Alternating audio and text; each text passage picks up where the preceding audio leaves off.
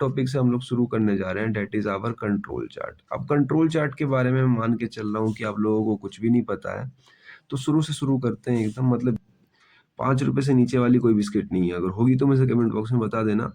तो देखो ₹5 की बिस्किट आपकी मार्केट में बिकने वाली है। प्रोसेस नंबर ए से आप ₹2 की लागत में बना ले रहे हो। 3 से मतलब दूसरे वाले से ₹3 में और उसके आगे वाले से ₹4। आप कौन-सा प्रोसेस चुनोगे? ऑब्वियस सी बात है, सब लोग यहाँ पे प्रोसेस नंबर 1 चुनेंगे जिससे हम प्रोडक्शन चलाने वाले हैं। ₹2 आपकी लागत आएगी, ₹3 का बिस्किट बिकेगा, ₹1 मान लो ट्रांसपोर्टेशन खर्चा आ गया, तो भी आपको ₹2 यहाँ पे फ़ायदा होने वाले हैं। मतलब ₹2 पर पैकेट आपका फ़ायदा होगा।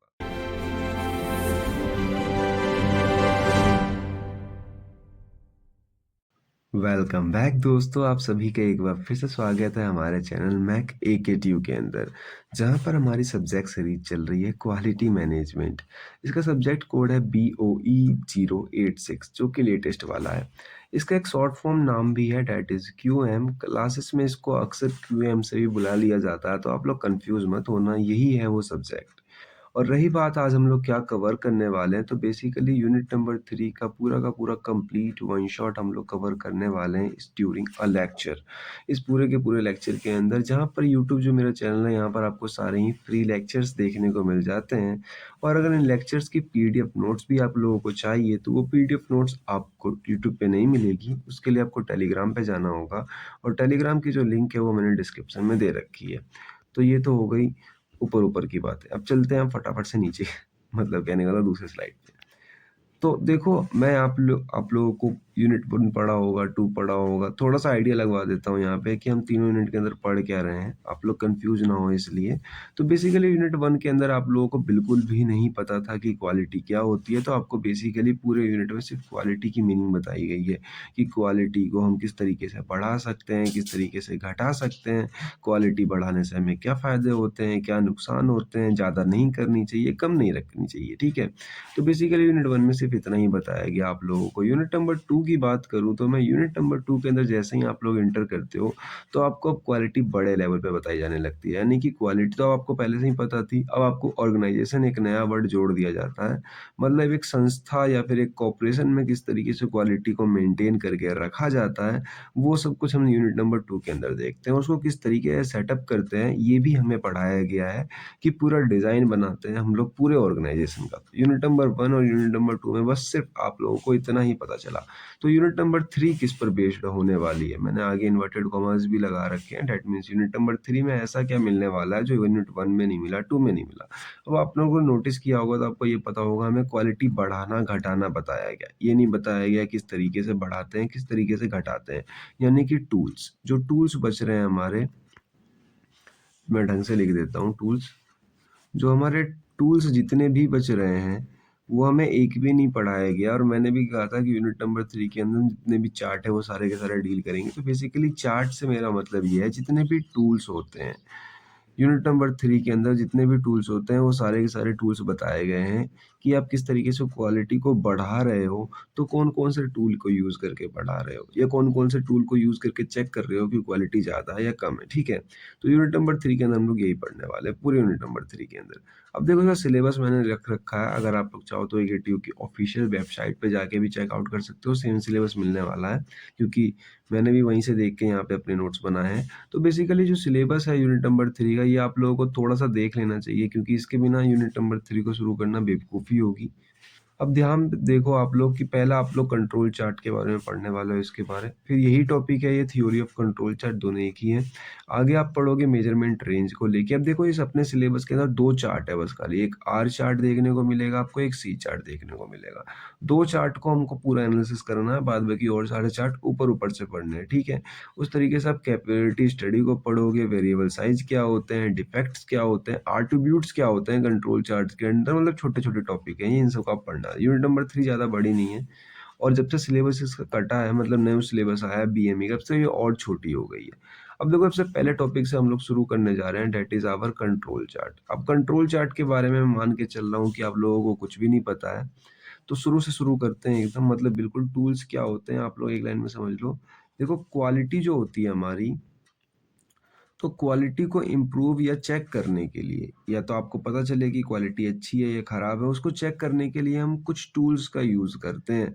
तो टूल्स में ऐसा नहीं है कि सारे ही टूल्स चार्ट होते हैं, अलग अलग different different kind of tools भी होते हैं, उनके नाम भी अलग अलग होते हैं। तो चार्ट्स भी उसके अंदर एक टूल है, ना कि कुछ बच्चे कंफ्यूज हो जाते हैं और लिखते हैं कि बस खाली हम चार्ट की हेल्प से ही क्वालिटी को मेजर करते हैं। तो ऐसा कुछ नहीं है। क्वालिटी को मेजर करने के लिए ये जो चार्ट्स होते हैं ये उसके एक टूल होते हैं और इसमें different different kind of charts आते हैं। देखो कंट्रोल चार्ट्स बेसिकली क्या होते हैं, देखो लिख भी रखा है। कंट्रोल चार्ट्स बेसिकली एक ग्राफिकल टूल है जो कि स्टैटिकल क्वालिटी कंट्रोल को मॉनिटर करने के लिए कंट्रोल के प्रोसेस को ओवर टाइम यूज करा जाता है। ठीक है, मतलब पूरे के पूरे हमारे स्टैटिकल क्वालिटी कंट्रोल यानी SQC को मॉनिटर करने के लिए बेसिकली ग्राफिकल डाटा दिखाने के लिए हम कंट्रोल चार्ट का यूज़ करते हैं किसी भी एक ऑर्गेनाइजेशन की। अब ऑर्गेनाइजेशन मैंने इसलिए क्यों कहा, क्योंकि आप इंडिविजुअल लेवल पर तो चेक करोगे नहीं। अब देखो ये क्या-क्या हेल्प करते हैं आपके, तो ये डिटरमाइन करने में आपकी मदद करते हैं कि जो आपका प्रोसेस चला रहे हो आप, जिसके अंदर आप प्रोडक्शन कर रहे हो, वो स्टेबल है या नहीं है, मतलब सही चल रहा है या गलत चल रहा है। दूसरा है कि वेरिएशंस तो नहीं हो रही है आपकी प्रोसेस में। वेरिएशंस का मतलब यहाँ पर ये है कि आपके प्रोसेस में कोई कमी तो नहीं है या कोई ज़्यादा डिफेक्ट तो नहीं आ रहे हैं। उसके बाद आगे बात करूँ मैं, टेकिंग करेक्टिव मेथड एक्शंस आपको लेने में ये हेल्प करती है कि कौन-सा कब सही है, ठीक है? एग्जाम्पल के तौर पे हम बहुत अच्छा एग्जाम्पल यहाँ पे शुरुआत में दे दे रहा हूँ, बार-बार नहीं दूँगा।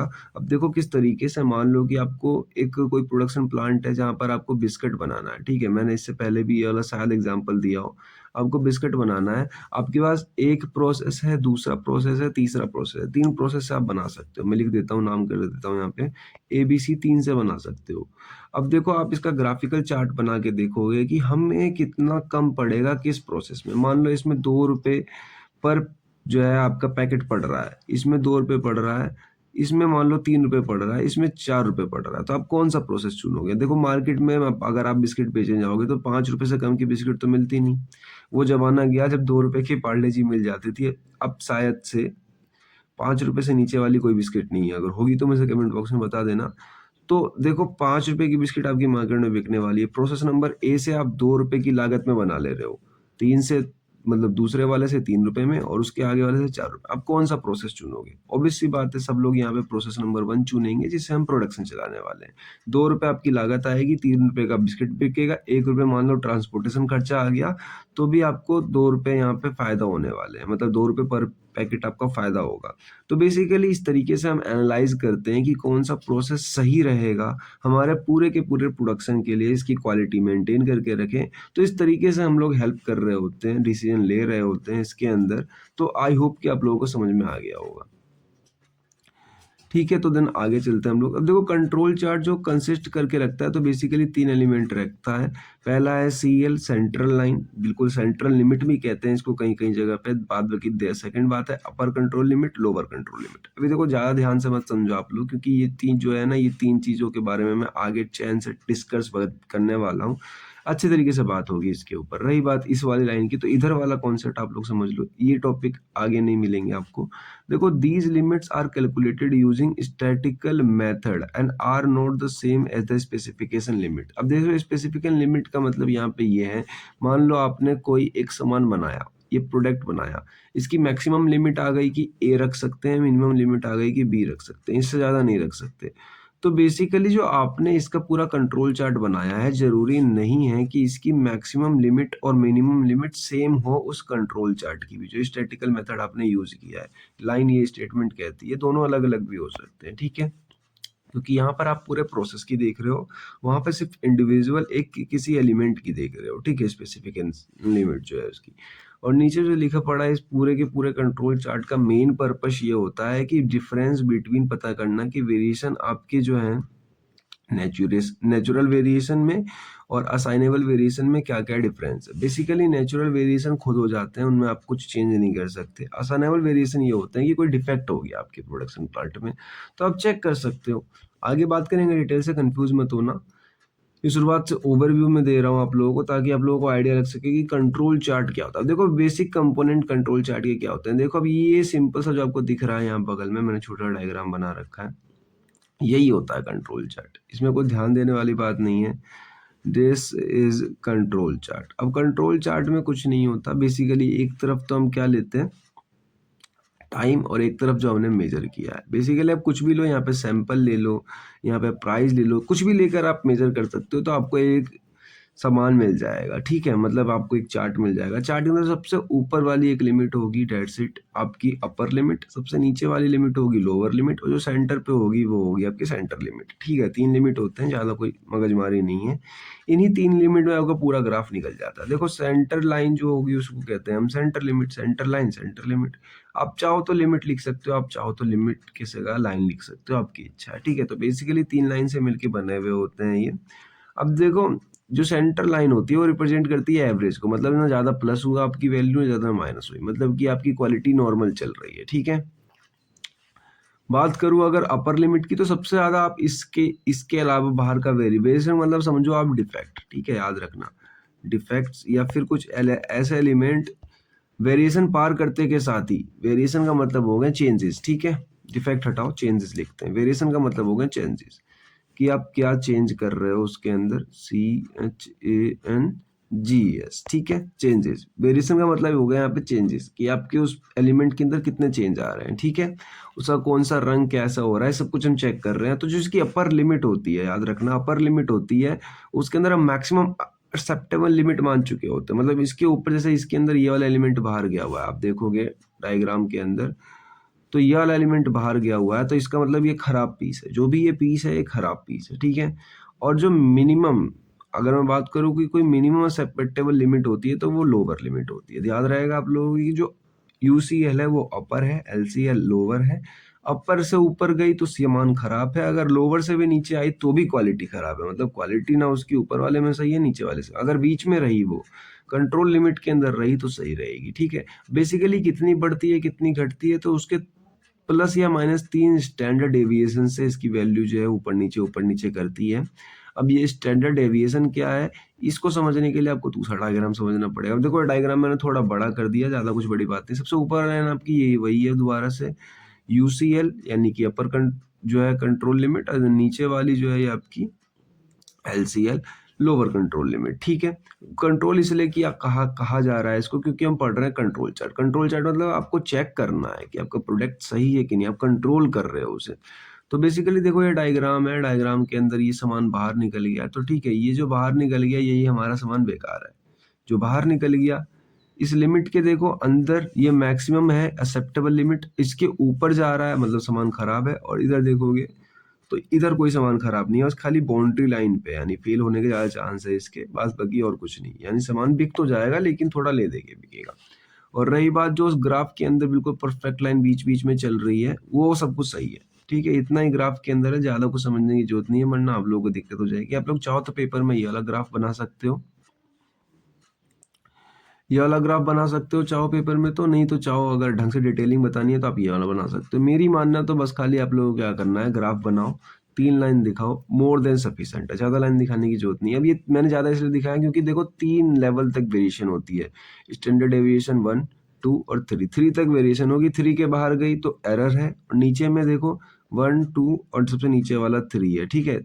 यानी कि एक तो ये हो गया बिल्कुल जस्ट चिपका हुआ, जो है लिखा नहीं है, 1, 2 और ये 3। अगर इसके नीचे जा रहा है तो एरर है, ठीक है।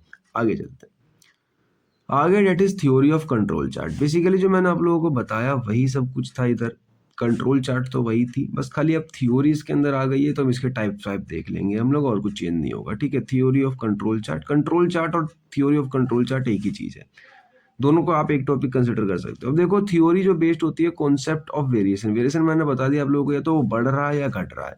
तो every process has inherent variability, मतलब इनहेरेंट का मतलब अलग अलग, कोहेरेंट का मतलब एक के ऊपर, ठीक है। सारे सारे प्रोसेस के अंदर आपके अंदर अलग अलग वेरिएबिलिटी मिलती है। अब देखो एक एग्जांपल और मैं देता हूँ आप लोगों को, ताकि और क्लैरिटी हो पाए। जैसे कि मान लो आपने 100 प्रोडक्ट बनाए हैं, ठीक है, मैं यहाँ लिख देता हूँ, प्रोडक्ट की आउटकम 100 है। आज आपने 100 बनाए, कल 200 बनाए, परसों 300 बनाए, मतलब बढ़ नहीं रहे हो, कुछ भी बना रहे हो, आंकड़े आपके फिक्स नहीं है। आज वर्कर ने ज्यादा काम कर दिया, तो मान लो आज आपके एम्प्लॉय ने थोड़ा ओवर टाइम लगा लिया, तो आज 500 प्रोडक्ट बन गए। अब जरूरी नहीं है कल 500 प्रोडक्ट बनेंगे। तो उसी तरीके से आप सैंपल भी लेने वाले हो। आज 100 प्रोडक्ट बने तो आपने 5 सैंपल उठा लिए, अब इस 5 सैंपल पे एनालिसिस करोगे। और कल कल जो हो सकता है, कि आपके 200 प्रोडक्ट बने तो आपने 10 सैंपल उठा लिए। कोई ज़रूरी नहीं है कितने सैंपल उठा रहे हो, सैंपल आपके ऊपर डिपेंड करता है कि आप कितने सैंपल उठाना चाहते हो, कितने आप चेक कर रहे हो। वैसे ही सिमिलरली मैं ये बताना चाह रहा हूँ कि अब जो अलग-अलग प्रोसेस हो रही है तो उसके अंदर अलग-अलग, जैसे मान लो आपको मैं बताया था ना प्रोसेस ए, बी, सी, इन तीनों से हम बिस्किट बना सकते हैं। तो प्रोसेस ए में जो है अलग वेरिएबिलिटी आएगी, मतलब अलग एरर आएँगे, अलग सामान बनेगा, तो बिल्कुल अलग कॉन्सेप्ट होगा। बी वाला बिल्कुल अलग होगा सी वाले से, समझ रहे हो? एक दूसरे से कोई रिलेट नहीं करता। तो यही लाइन लिखी पड़ी है यहाँ पे कि every process has inherent variability, मतलब कि उसके पास अपनी खुद की अलग की वेरिएबिलिटी होगी, वेरिएशंस होंगे। तो वेरिएशंस जो होते हैं ना उनको क्लासिफाइड किया गया है 2 तरीके से। पहला होता है कॉमन कॉज़ वेरिएशन, यानी कि वेरिएशन मतलब आपके अंदर कितने चेंज आ रहे हैं, आपके मटेरियल के अंदर कितने चेंज आ रहे हैं। मान लो आपको एक एक कोई इंस्ट्रूमेंट बनाना था जिसको कास्टिंग करके पिघला के आप लोग उसके अंदर मोल्टन मोल्टन मेटल पिघला के डाल के ये वाला शेप देना चाह रहे थे, कोई एलिमेंट था ये। तो इसके अंदर देखो 2 तरीके से वेरिएशन आ सकते हैं, मतलब कि इसके अंदर चेंजेस 2 तरीके से आ सकते हैं। पहला तो है कि आप लोग जो है उसके अंदर नेचुरल अवॉइडेबल वेरिएंस, यानी कि टेम्परेचर कहीं पे अचानक से बढ़ गया रूम टेम्परेचर के हिसाब से, ह्यूमिडिटी आ गई, तो ये स्टेबल होते हैं, प्रिडिक्टेबल होते हैं, ठीक है। मतलब कि इनको आप चेंज नहीं कर सकते, इसको हम रैंडम एरर भी कहते थे। याद करो, अब मैं पढ़ाया होगा इससे पहले आपको, वैसे तो मेजरमेंट में भी पढ़ाया आप लोगों ने, इससे पहले भी टॉपिक पढ़ाया था मैंने यूनिट 1 में या 2 में, मुझे ध्यान नहीं आ रहा। तो इनको रैंडम एरर कहते हैं, इनको हम चेंज नहीं कर सकते, ये खुद हो जाते हैं, इनका कुछ नहीं हो सकता, ये रैंडम एरर होते हैं। दूसरे होते हैं असाइनेबल असाइनेबल कॉज वेरिएशन, मतलब कि अब कोई स्पेसिफिक रीजन है, जैसे तो मशीन खराब हो गई आपकी, या फिर कोई ऑपरेटर ने गलती कर दी है, या फिर डाटा गलत चढ़ गया है, तो ये मतलब एक जानबूझ के हुआ हुआ एरर है जिसके कारण आपके प्रोडक्ट खराब बनकर आ रहे हैं। अब खराब बनकर आ रहे हैं तो इसका मतलब ये है कि आपको चेक करना पड़ेगा, तो उसको चेक करना पड़ेगा और ठीक भी करना पड़ेगा। अगर ठीक नहीं किया तो प्रोडक्ट खराब हो गया, लागत बहुत ज़्यादा खराब आएगी निकल के, ठीक है। तो ये हम कंट्रोल चार्ट की हेल्प की मदद से चेक करते हैं। अब देखो कंट्रोल चार्ट कितने टाइप के होते हैं, मैंने तो बता दिया अभी आपको वेरिएशन कितने टाइप के होते हैं। अब कंट्रोल चार्ट का टाइप देख लो, वैसे तो ज़्यादा कुछ नहीं है, जो जितना दिख रहा है इसके आगे दूसरी स्लाइड भी देखने को नहीं मिलेगी, क्योंकि बहुत कम बताया मैंने इसके बारे में। आगे बहुत डिटेल में बात करेंगे, तो अभी से बता के आपको कंफ्यूज करने का मेरा कोई इरादा नहीं था। तो कंट्रोल चार्ट बेसिकली 2 तरीके के डिवाइड होते हैं। देखो पहला है वेरिएबल कंट्रोल चार्ट, दूसरा है आट्रिब्यूट कंट्रोल चार्ट। आट्रिब्यूट आधे के बाद पढ़ना है, क्योंकि आधे के बाद जितने चार्ट पढ़ेंगे, देखो सी चार्ट आट्रिब्यूट के अंदर आता है और एक आर चार्ट हमें पढ़ना है, आर चार्ट वेरिएबल के अंदर आता है, यानी पढ़ना तो हमें दोनों चार्ट है। तो इस वाले को तो हम आधे के बाद ही पढ़ने वाले हैं, यानी आधे लेक्चर के बाद। तो अभी मैं बस खाली ओवरव्यू दे देता हूँ। ये वाला तो देखो अभी हम यही वाला पढ़ेंगे, तो इसका चिंता मत लो, और इसको आधे के बाद पढ़ेंगे, आप लोग कंफ्यूज मत होना, क्योंकि जब हम इसको पूरे लेक्चर में ही पढ़ने वाले हैं तो आपको पता चल जाएगा बाद में कि क्या मतलब है। देखो वेरिएबल कंट्रोल चार्ट का मतलब ये है कि आपकी जो क्वालिटी आपने प्रोडक्ट की चेक करी, ठीक है, वो कैरेक्टरिस्टिक्स मेजरेबल होनी चाहिए, जैसे टॉलरेंस हो गई, डायमेंशन हो गई, फिट हो गई, उसकी लेंथ हो गई, ब्रेथ हो गई, हाइट हो गई, मतलब आप इसको मेजर कर रहे हो, इसकी क्वालिटी चेक कर रहे हो, ठीक है, वेरिएबल कंट्रोल चार्ट के अंदर। वेरिएबल का मतलब यही है कि वेरी कर रही है, ऐसी ऐसी वैल्यू जो वेरी करती है। देखो when used quality characteristics are measurable, मतलब वेरी करने वाली वैल्यू। किसी प्रोडक्ट की लेंथ आप वेरी कर हो जाती है अपने आप, मतलब प्रोडक्शन प्लांट के अंदर। मान लो आप ये पीस बना रहे थे, इसका 100 mm था डाया, मतलब 10 mm मान लो, चलो 10 mm डाया था, यहाँ से लेके यहाँ तक इसकी जितनी भी लेंथ निकल रही है 10 mm निकल रही है। तो और प्रोडक्ट बना रहे हो आप, तो जरूरी नहीं है सबकी 10 mm निकले, किसी की कम भी हो सकती है। मतलब यहाँ पे इसकी जो मेजर क्वांटिटी है वो वेरी कर गई। इसको हम जांचते हैं, अलग अलग चार्ट है, एक्स चार्ट, एस चार्ट और आर चार्ट से, 3 चार्ट है, याद रखना। ये ऑट्रीब्यूट ये कोई चार्ट नहीं है, ये यही नाम लिखा पड़ा है, गलती से नोट्स बनाते समय मेरे से नीचे मिसप्रिंट हो गए ना, तो इग्नोर करना। आगे जो नेक्स्ट बात करूं अगर मैं आट्रिब्यूट कंट्रोल चार्ट की, तो इसके अंदर ये होता है कि आप उनको गिन सकते हो, काउंटेबल होंगे। जैसे कि मान लो ये किसका चार्ट, ये चार्ट तो ये बन गया कि प्रोडक्ट हमारा जो है उसके अंदर एरर थे, कौन कौन से एरर थे वो बात की बात। इसके अंदर ये है कि हमारा प्रोडक्ट बस खाली डिफेक्ट है उसके अंदर। मान लो आपने कोई प्रोडक्ट बनाया, उसके अंदर यहाँ का टुकड़ा टूटा हुआ आ गया, यानी ये प्रोडक्ट डिफेक्टिव है, या इस प्रोडक्ट का रंग गलत प्रिंट होकर आ गया, तो प्रोडक्ट डिफेक्टिव है, यानी कि ये खराब प्रोडक्ट है। तो इसका चार्ट बनता है कि हमारी कंपनी कितनी खराब प्रोडक्ट बना रही है। पी चार्ट हो गया, सी चार्ट हो गया, यू चार्ट हो गया और एनपी चार्ट हो गया। इनकी हेल्प से हम चेक कर रहे होते हैं कि इस साल में कितने प्रोडक्ट खराब बने, इस प्रोसेस से कितने प्रोडक्ट खराब बन रहे हैं, इस प्रोसेस में प्रोडक्ट के अंदर जो खराबी आ रही है वो कितनी आ रही है, 10, 20, 30। तो एक तरीके से उसके चार्ट को हम काउंट करते हैं। बेसिकली देखो काउंटेबल चार्ट्स होता है ये, कि आप इसमें प्रोडक्ट को काउंट कर रहे होते हो, और इस वाले में क्या कर रहे होते हो, इस वाले में मेजर कर रहे होते हो। बस यही डिफरेंस है दोनों में। आगे चलते हैं। आगे है मेजरेबल रेंज। अब मेजरेबल रेंज से बच्चे बहुत से कंफ्यूज हो जाते हैं कि कोई मेजर करने वाली रेंज है। बेसिकली मेजर करने वाली रेंज ये नहीं होती है कि मान लो आपने यहाँ से यहाँ तक मेजर कर सकते हो, तो बेसिकली ये मेजर इसकी रेंज हो गई, ऐसा कुछ नहीं होता है। पॉइंट ए से बी तक आप मेजर कर सकते हो तो ये मेजरेबल रेंज हो गई। ध्यान रखना इसमें मेन बात ये आती है, अगर आप प्रोडक्शन में हो तो जितना भी आप मेजर कर रहे हो वो बिल्कुल सही मेजर कर रहे हो, ठीक है। जितना भी आप मेजर कर रहे हो वो बिल्कुल सही मेजर कर रहे हो, यानी आपकी उसके अंदर कुछ गलती नहीं है, बिल्कुल एकदम, मतलब भले आप थोड़ा मेजर करो, यहाँ से यहाँ तक ही कर लो, लेकिन बिल्कुल सही मेजर करो।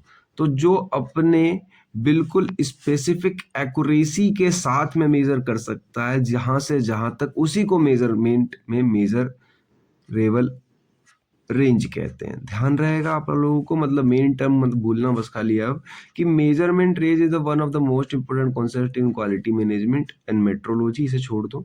अब देखो इट रिफर्स अ वैल्यू, एक वैल्यू को रिफर्स करता है, मेजरिंग मेजरमेंट, जो कि वो कैपेबल होता है मेजरिंग एक्यूरेटली, बिल्कुल बिल्कुल सही, एंड रिलायबली, मतलब बिल्कुल टिका हुआ वहीं पर। मतलब एक ऐसा रेंज, एक ऐसा वैल्यू जिसको वो अच्छे से चेक कर सके, बिल्कुल सही चेक कर सके, ठीक है। ये आपको लोअर लिमिट दे देता है, अपर लिमिट दे देता है उस पूरे प्रोडक्ट की, इंस्ट्रूमेंट की, या पूरे प्रोसेस की, बिल्कुल सही तरीके से। ध्यान रखना स्पेसिफाइड एक्यूरेसी। तो ध्यान रखना। अब बेसिकली आपको समझ में आ गया होगा। अब देखो बहुत आसान समझना है, तो अब ऐसा समझो कि ये मैक्सिमम वैल्यू जहां तक आपका इंस्ट्रूमेंट मेजर कर सकता है बिल्कुल सही, और मिनिमम वैल्यू जहां तक आपका इंस्ट्रूमेंट बिल्कुल सही मेजर कर सकता है। जैसे एग्जांपल के तौर पे आप लो तो एक थर्मामीटर आपने देखा होगा, थर्मामीटर आपने यूज भी किया होगा, तो उसकी जो मैक्सिमम लिमिट होती है 100 डिग्री सेल्सियस होती है, और मिनिमम 0 डिग्री सेल्सियस होती है। तो ये उसकी एक रेंज है कि 0 से लेके 100 तक वो मेजर कर सकता है बिल्कुल सही, एक्यूरेटली। 100 के ऊपर मेजर कर तो देगा, ऐसी बात नहीं है नहीं करेगा, डिग्री में, वैल्यूज में, पर एक्यूरेटली नहीं होगा। 0 डिग्री से नीचे भी आप बोलोगे उसके अंदर चार्ट नहीं दिखाई देता है, तो बात आपकी सही है। लेकिन अगर वो इसके ऊपर भी कर रहा है, मान लो 102 डिग्री टेम्परेचर दे रहा है, तो वो बना ही 100 के लिए था, 102 पे उतनी अच्छी एक्यूरेसी नहीं आएगी, ठीक है। अब देखो types of measurement range. Measurement range के बेसिकली 3 टाइप होते हैं। टाइप वैसे कुछ नहीं है, देखो सबसे पहला होता है कि रो रेंज वैल्यू, जहां पर आपकी सबसे कम, मतलब बहुत छोटी वैल्यू आपकी मेजर करी गई, जो इंस्ट्रूमेंट इससे छोटी रीडिंग नहीं दे सकता, इतनी दे सकता है सही, इसके नीचे नहीं दे सकता। दूसरी है अपर रेंज, यानी कि आपकी जो मेजरमेंट वैल्यू है वो सबसे ज्यादा अपर करी गई, मैक्सिमम करी गई है एक्यूरेसी के साथ में। अगर इसके ऊपर करोगे तो रीडिंग तो मिलेगी लेकिन अनरिलायबल मिलेगी, इंस्ट्रूमेंट जो है वो खराब हो सकता है, ठीक है। जैसे थर्मोमीटर के केस में अगर आप 200 डिग्री टेम्परेचर जो है उसको मेजर करने लगोगे तो थर्मोमीटर खराब ही तो होगा।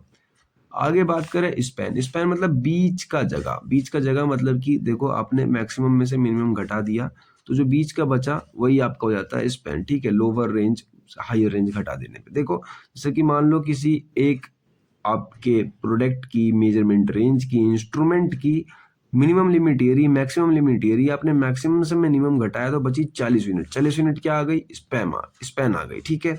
अब देखो डायग्राम में मैंने समझाने की कोशिश करी है कि रेंज होता है आपकी मैक्सिमम वैल्यू से लेके मिनिमम वैल्यू तक के बीच का समान रेंज होता है। लेकिन देखो डायग्राम में भी मैंने कहीं मेंशन नहीं किया, आप लोगों को बताने के लिए कि ध्यान रखना, ये जितना भी मेजर कर रहा है वो बिल्कुल एक्यूरेटली कर रहा है, मतलब कोई उसके अंदर एरर नहीं है, ठीक है। बस ये चीज, मतलब एक्यूरेटली मेजर करना चाहिए वो। आगे चले तो देखो इंपोर्टेंस जो मेजरमेंट रेंज का है वो क्या क्या है। बेसिकली ज्यादा कुछ नहीं है, सेलेक्ट करना, करेक्ट मेजरिंग, मतलब कि आप इसको मेजरमेंट रेंज आपको पता होगी कि यहाँ से लेके यहाँ तक आपको मेजर करनी है। जैसे थर्मोमीटर के केस में हमको पता होता है कि हमें बुखार जांचना है, तो वो ज्यादा बड़ा नहीं होने वाला, 100 के आसपास ही रहेगा, तो हम लोग थर्मामीटर का यूज करते हैं, हम लोग टेम्परेचर गेज का यूज नहीं करते। तो आपको अगर पता हो कि सच में क्या मेजर करना है तो आप सही इंस्ट्रूमेंट यूज कर सकते हो। दूसरा है कि आप मॉनिटर कर सकते हो एक्यूरेसी, रिलायबिलिटी, ये चीज़ चेक करके कि आउटसाइड रीडिंग जो है आपकी वो रेंज के अंदर ही है, ठीक है? अगर रेंज के अंदर है तो कभी गलती नहीं होगी। दूसरा, आप प्रोसेस कंट्रोल कर सकते हो इससे कि उसका रेंज देख के कि कितने हम प्रोडक्ट बना सकते हैं, कितने नहीं बना सकते। चौथा, अवॉइड कर सकते हो इंस्ट्रूमेंट डैमेज को। अगर आप सही इंस्ट्रूमेंट यूज़ कर रहे हो, रेंज पता है आपको, तो आपकी कभी इंस्ट्रूमेंट डैमेज नहीं होगी, क्योंकि आप ज़्यादा टेम्परेचर नहीं देने वाले उसे, ज़्यादा हीट नहीं देने वाले। एंड देन फिफ्थ आता है इंश्योर करना, कंपेयर विद स्टैंडर्ड, यानी कि अब उसको स्टैंडर्ड से आप मैच कर सकते हो उसकी रीडिंग को, जिससे उसे जस्टिफाई कर सकते हो कि सही रीडिंग आई है। अब देखो, मेजरमेंट वर्सेस एक्यूरेसी, ये टर्म लिख तो दिया है, बट आप इसको कुछ और तरीके से समझना। मैं आपको बहुत अच्छा एग्जांपल देता हूँ यहाँ पे। एग्जांपल ये है कि जब आप थोड़ी पढ़ाई करते हो, मतलब थोड़ा पढ़ाई करते हो, मान लो कि कम पढ़ाई करते हो, तो आपकी कंसिस्टेंसी हाई होती है, आपका ध्यान भी ज़्यादा होता है, आप मोर रिलायवेंट होते हो। लेकिन अगर आप ज़्यादा पढ़ लेते हो, मान लो कि 2-3 किताब पढ़ ली आपने और रिलेवेंट में बस खाली एक टॉपिक पढ़ा, तो एक टॉपिक डिटेल से पढ़ लोगे, लेकिन अगर वहीं 2-3 किताब पढ़ दी आपने, तो आपका ध्यान बिल्कुल और जो कंसिस्टेंसी है सब कुछ खत्म। वैसा ही इसमें भी होता है इसके केस में कि आप जितनी ज़्यादा, देखो जितनी ज़्यादा रेंज कर देते हो, रेंज बढ़ा दो, आप बहुत ज़्यादा कर दो, तो एक्यूरेसी बिल्कुल खत्म हो जाती है, लोअर एक्यूरेसी। लेकिन जितनी कम रेंज रखते हो उतनी ज़्यादा हायर एक्यूरेसी होती है। एग्जाम्पल चाहिए आपको तो मोनोमीटर ले सकते हो। देखो, मोनोमीटर की रेंज बहुत कम होती है, बहुत कम होती है, लेकिन उसकी एक्यूरेसी बहुत हाई होती है। सिमिलरली अगर आप स्केल लोगे, स्केल ले लो, टेप ले लो, जो भी ले लो, उसकी रेंज तो बहुत हाई होती है, लेकिन एक्यूरेसी अगर आप देखोगे तो बहुत कम होती है। एमएम में वैल्यू बता ही नहीं पाता। तो बेसिकली इतना ही था। और इस डायग्राम में भी देखो, मैंने जो बना रखा है इसमें भी नहीं लिखा है कि आपकी मिनिमम से लेके मैक्सिमम वैल्यू तक जा रही है रेंज, लेकिन रेंज एक एक्यूरेट वैल्यू देने वाला है, एक्यूरेसी के साथ काम करेगा। अब देखो, next topic is our going to be R chart. R chart मैंने आप लोगों को बता दिया था, ये ऐसे प्रिंसिपल पर काम करता है जो कि हम मॉनिटर कर सकते हैं, मेजर कर सकते हैं, ठीक है? बेसिकली यही था, थोड़ी देर पहले आपने पढ़ा था। तो आर चार्ट हम शुरू करने जा रहे हैं, इंपॉर्टेंट क्वेश्चन है एग्जाम पॉइंट ऑफ व्यू से, तो अच्छे से पढ़ना। आर चार्ट बनाना भी सीखेंगे, करना भी सीखेंगे, सब कुछ सीखेंगे। तो आर चार्ट बेसिकली एक टाइप ऑफ कंट्रोल चार्ट है, याद रखना ये एक टूल है, कंट्रोल चार्ट के अंदर का पार्ट है, लेकिन है एक टूल जो कि मेजर करता है किसको, एक्यूरेसी को, क्वालिटी को। मतलब सामान यूज करा जाता है, हम प्रोडक्शन प्लांट के अंदर यूज करते हैं। तो बेसिकली आर चार्ट मॉनिटर करने के लिए वेरिएशन को, वेरिएशन मतलब चेंजेस को आपके किसी एक प्रोसेस के अंदर में, जिससे आपको पता चल सके प्रोसेस सही है कि गलत है। तो ये डिफरेंट बिटवीन दिखाता है maximum and minimum values of a sample. किसी भी सैंपल का मैक्सिमम वैल्यू कितना रख सकते हो, मिनिमम वैल्यू कितना रख सकते हो, क्योंकि आप मेजर कर रहे हो ये एलिमेंट की, आप डायमेंशन ही तो मेजर कर रहे हो। इस डायमेंशन की मैक्सिमम वैल्यू कितनी रख सकते हो, मिनिमम वैल्यू कितनी रख सकते हो, सिर्फ इतना ही शो करता है आर चार्ट। बेसिकली पर्पस क्या होता है इसका, कंट्रोल प्रोसेस को वेरीफाई करना, वैलिडिटी आपको चेक करके बताना, डिटेक्ट करना अगर आपके प्रोसेस में कुछ इनकंसिस्टेंसी है। और देखो, ये एक्स बार चार्ट के साथ कंप्लीट एनालिसिस में यूज करा जाता है, दोनों चार्ट एक दूसरे रिलेट करते हैं। बेसिकली की आइडिया यही है कि एक्स बार चार्ट जो है मॉनिटर करता है प्रोसेस मीन को, और आर चार्ट जो है मॉनिटर करता है उसकी वेरिएबिलिटी को। मतलब कि आर चार्ट बेसिकली क्या प्रोसेस कर रहा है, उसके वेरिएबिलिटी को, यानी चेंजेस को, कि उस प्रोडक्ट में कितना चेंज हो रहा है, प्रोसेस में कितना चेंज हो रहा है। आगे बात करेंगे डिटेल से, तो आप लोग कंफ्यूज मत होना। देखो, बहुत से बच्चे यहीं पे होपलेस हो जाते हैं कि हमें समझ में नहीं आ रहा है, टॉपिक सर के ऊपर से जाने लगे हैं। तो अगर आप एक ही टॉपिक को अगर समझ में नहीं आ रहा है तो वीडियो रिपीट करके भी देख सकते हो। हालांकि मैं बहुत आसान एक्सप्लेनेशन दे रहा हूँ, अगर आप किसी और का लेक्चर जाके समझोगे तो कॉम्प्लिकेटेड लग सकता है। यहाँ पे इससे आसान में और क्या ही दूं, आप लोगों को बहुत आसान नोट्स बनाए हैं। तो देखो, आगे देखते हैं कब यूज करते हैं, जब डाटा वेरिएबल होता है। देखो, मेजरेबल होता है, कैरेक्टरिस्टिक्स होते हैं, जैसे टॉलरेंस हो गई, लेंथ हो गई, ब्रेथ हो गई। अब तो समझ आया होगा। देखो कब यूज करते हैं, मैं आप लोगों को से यही बता रहा हूँ, जब डाटा मेजर करने लायक हो तभी हम यूज करते हैं। और दूसरा है कि सैंपल साइज बहुत छोटा होना चाहिए, 2 से 10 के बीच में होना चाहिए सैंपल साइज, मतलब जो भी आप मेजर कर रहे हो। क्योंकि मैंने बताया, जितना अच्छा आपकी एक्यूरेसी तभी होगी जब आपकी साइज कम होगी या रेंज कम होगी। तो रेंज हमने पहले ही कम कर ली, 2 से लेके 10। और देखो, quick and simple variability analysis required, आपको चाहिए होता है जांचने के लिए कि सामान सही बना है, गलत बना है। एग्जांपल लोगे तो डायमीटर ऑफ शाफ्ट, शाफ्ट के डायमीटर चेक करने के लिए, थिकनेस ऑफ सीट, थिकनेस करने के लिए ना, लेंथ ऑफ कंपोनेंट्स, ठीक है। आगे चलते हैं। अब देखो स्टेप्स क्या क्या लिए जाते हैं। जैसे पहला होता है कलेक्ट सैंपल। लोग तो आपको यही पढ़ाएंगे अगर आप पढ़ने जाओगे। तो मेरा मानना यह है कि किसी भी चीज को समझना है तो पहले आपको उसकी एक न्यूमेरिकल कर लेनी चाहिए। उसके बाद आपको कॉन्सेप्ट समझ में आएगा। देखो आपके पास सपोज करो 5 सैंपल थे, वैसे यहाँ पे 5 नहीं है, देखो यहाँ पे 3 ही सैंपल दे रखे हैं, तो इसको 3 कर लो। सपोज करो आपके पास 3 सैंपल है जो कि लिए गए हैं, साइज एन साइज बराबर 4 के, कितने के, 4 के, 4 देखो मैंने कहा है आप लोगों को कि इसमें जो वैल्यू है ना एन की, वो 2 से लेके 10 तक के बीच में रहेगी, तो 4 है यानी सही है। आपने 3 सैंपल लिए हैं। सैंपल कैसे उठाए जाते हैं मैंने आपको बताया था कि मान लो आपने 100 प्रोडक्ट बनाए हैं, तो इन 100 प्रोडक्ट में से कोई भी एक रैंडम सैंपल निकाल लिया, फिर कहीं से एक रैंडम निकाल लिया और कहीं से एक रैंडम निकाल लिया, तो 3 सैंपल हो गए ना ये। तो 3 सैंपल हमने जो लिए हैं बेसिकली वो ये हो गए, ठीक है। इन 3 सैंपल की देखो मिनिमम लिमिट क्या होगी, ये डाटा दे रखा है हमें। अगर एक सैंपल की बात करूं तो एक सैंपल का डाटा सिर्फ इतना है, तो सैंपल नंबर 1 का डाटा इतना है, जिसके अंदर मिनिमम लिमिट की बात करूं तो देखो 10 है, मैक्सिमम लिमिट की बात करूं तो मैं 13 है। तो सिमिलरली आपकी अगर मैं बात करूं कि मैक्सिमम लिमिट में से मिनिमम लिमिट घटा दोगे, यानी मैक्सिमम में 13 है, मिनिमम 10 है, तो आपके पास जो वैल्यू निकल कर आने वाली है डेट इज आर, और आर की आपकी जरूरत है, और आर आ गई देखो 3, क्योंकि आपने 10 में से 13 घटा दिया। आपको हर किसी केस में करना है। अगर न्यूमेरिकल आता है तो आपको सिर्फ इतना डाटा गिवन होगा, जो यहाँ लिखा पड़ा ना सैंपल की वैल्यू, इतना डाटा गिवन होगा और एन साइज दे रखी होगी आगे वो कितनी मिली है बस, ठीक है। अब देखो दूसरे वाले केस में अगर आप लोग देखते हो तो यहाँ पे मिनिमम लिमिट 9 है, मैक्सिमम लिमिट 12 है, तो मिनिमम में से 12 मैक्सिमम में से 12 घटाओगे तो आपको बैठेगा 3। कैलकुलेट कर सकते हो, तो छोटी मोटी कैलकुलेशन है। आगे देखोगे तो इसमें मिनिमम 8 है, मैक्सिमम 11 है, 11 में से 8 घटाओगे तो आपको मिलेगा 3।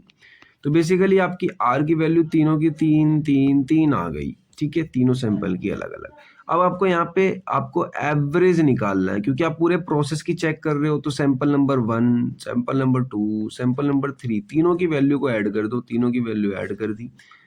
आर बराबर हो जाएगा आपका 3 + 3 + 3, ठीक है, ये वैल्यू तो आ गई आपकी। Divide by total number of sample. अब देखो सैंपल क्वेश्चन में यहाँ 5 है, बट बेसिकली 3 कर लेना। टोटल नंबर ऑफ सैंपल आपको देख कितने रहे, 1 ये रहा, 2 ये रहा, 3 ये रहा, 3 ही है, डिवाइड बाय 3, तो 3 3 3 डिवाइड बाय 3 कितना, 9 डिवाइड बाय 3, 3 3 जा 9। तो बेसिकली आपका 9 ही, मतलब जो 9 था वो कट गया पूरा का पूरा, बच गया 3 दोबारा से। तो आपके पास जो आर बार आ गई, अब ध्यान रखना ये आर बार क्या है, मतलब आपने सबकी एवरेज वैल्यू निकाल दी पूरे प्रोसेस के लिए, क्योंकि आप पूरे प्रोसेस के लिए निकाल रहे हो मैक्सिमम लिमिट और मिनिमम लिमिट। अब देखो ये चार्ट मिलता है, इसमें आपको ध्यान रखने वाली बात ये है, जिसमें N2 के लिए D3 की वैल्यू, D4 की वैल्यू, N3 के लिए D3 D4 की वैल्यू, N5 के लिए D3 D4 की वैल्यू। तो हमारे केस में कितना आया, N हमें कितना मिल रखा है, तो N हमें क्वेश्चन में ही गिवन था 4, तो 4 के लिए हम चेक करेंगे तो D3 इतना 0 है, D4 जो है 2.82 है, तो ये वैल्यू रख दी हमने। अब ये वैल्यू रख दी तो यहाँ पर आप UCL और LCL निकालोगे। बेसिकली निकलते कैसे हैं, तो जो आपकी R आई है उसको आप रहने दो, R जो आई है आपकी उन सबको रहने दो, R से कोई मतलब नहीं है आपको। आपकी जो R बार आई है उस पर ध्यान देना, R बार आपका मेन है, R बार भी 3 है, कंफ्यूज मत होना, इसको हम कुछ नहीं कर रहे हैं अब, ये हमारे किसी काम का नहीं है। R3 की मल्टीप्लाई करनी है आपको इस डाटा में, तो वो मैक्सिमम लिमिट हो जाएगी। अगर मिनिमम में करोगे D3 में, D3 मिनिमम है क्योंकि 0 है, तो वो मिनिमम लिमिट हो जाएगी, ठीक है।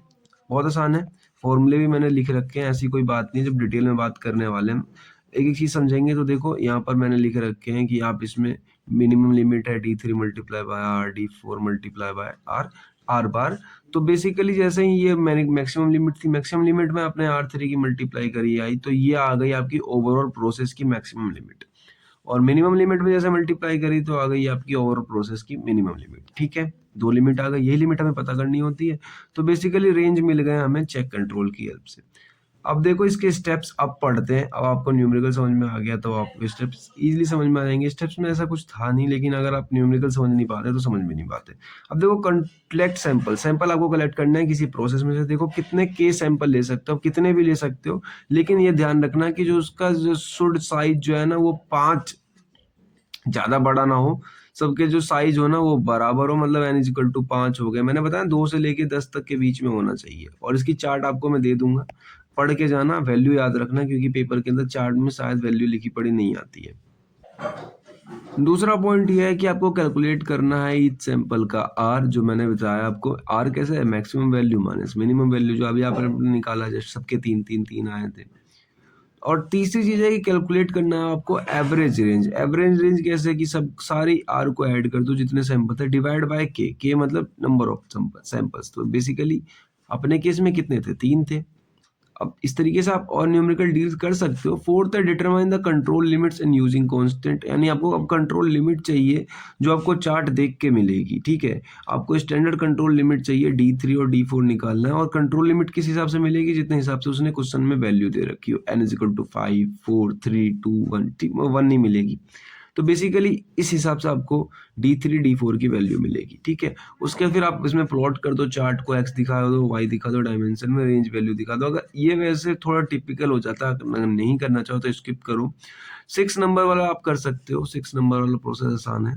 4th 5th वाला आप स्किप कर देना, क्योंकि चार्ट बनाना, चार्ट के अंदर दिमाग खराब करना, उससे बढ़िया आप सिंपल इम्प्रेशन सॉल्व करो। उसका ड्रॉ कंट्रोल लाइंस के अंदर देखो आपकी सेंटर लाइन आ गई R बार। अगर आप चार्ट बना के दिखाना चाहो तो दिखा सकते हो कि मान लो कुछ भी ग्राफ के अंदर डाटा दे दिया आपने, ऊपर की जो लाइन थी डेट शीट हमारी ये आ गई थी D4 मल्टीप्लाई बाय R बार, जो हमने अभी निकाली थी। D4 की वैल्यू हमें खुद मिलेगी चार्ट के अंदर, R बार हमने निकाल लिया है, ठीक है। तो ये हो जाएगी सबसे ऊपर वाली limit. Upper limit, lower limit की आपने वैल्यू निकाल ली D3 मल्टीप्लाई बाय R बार, और सेंटर लाइन जो आपकी R के बीच की है वो बेसिकली R बार हो गया। आप तीनों डाटा को लिख सकते हो और आपकी चार्ट भी तैयार हो जाएगी। अगर आप चाहो तो चार्ट भी बना सकते हो, मैंने कहा ना ये वाला डायग्राम, इसको बना सकते हो।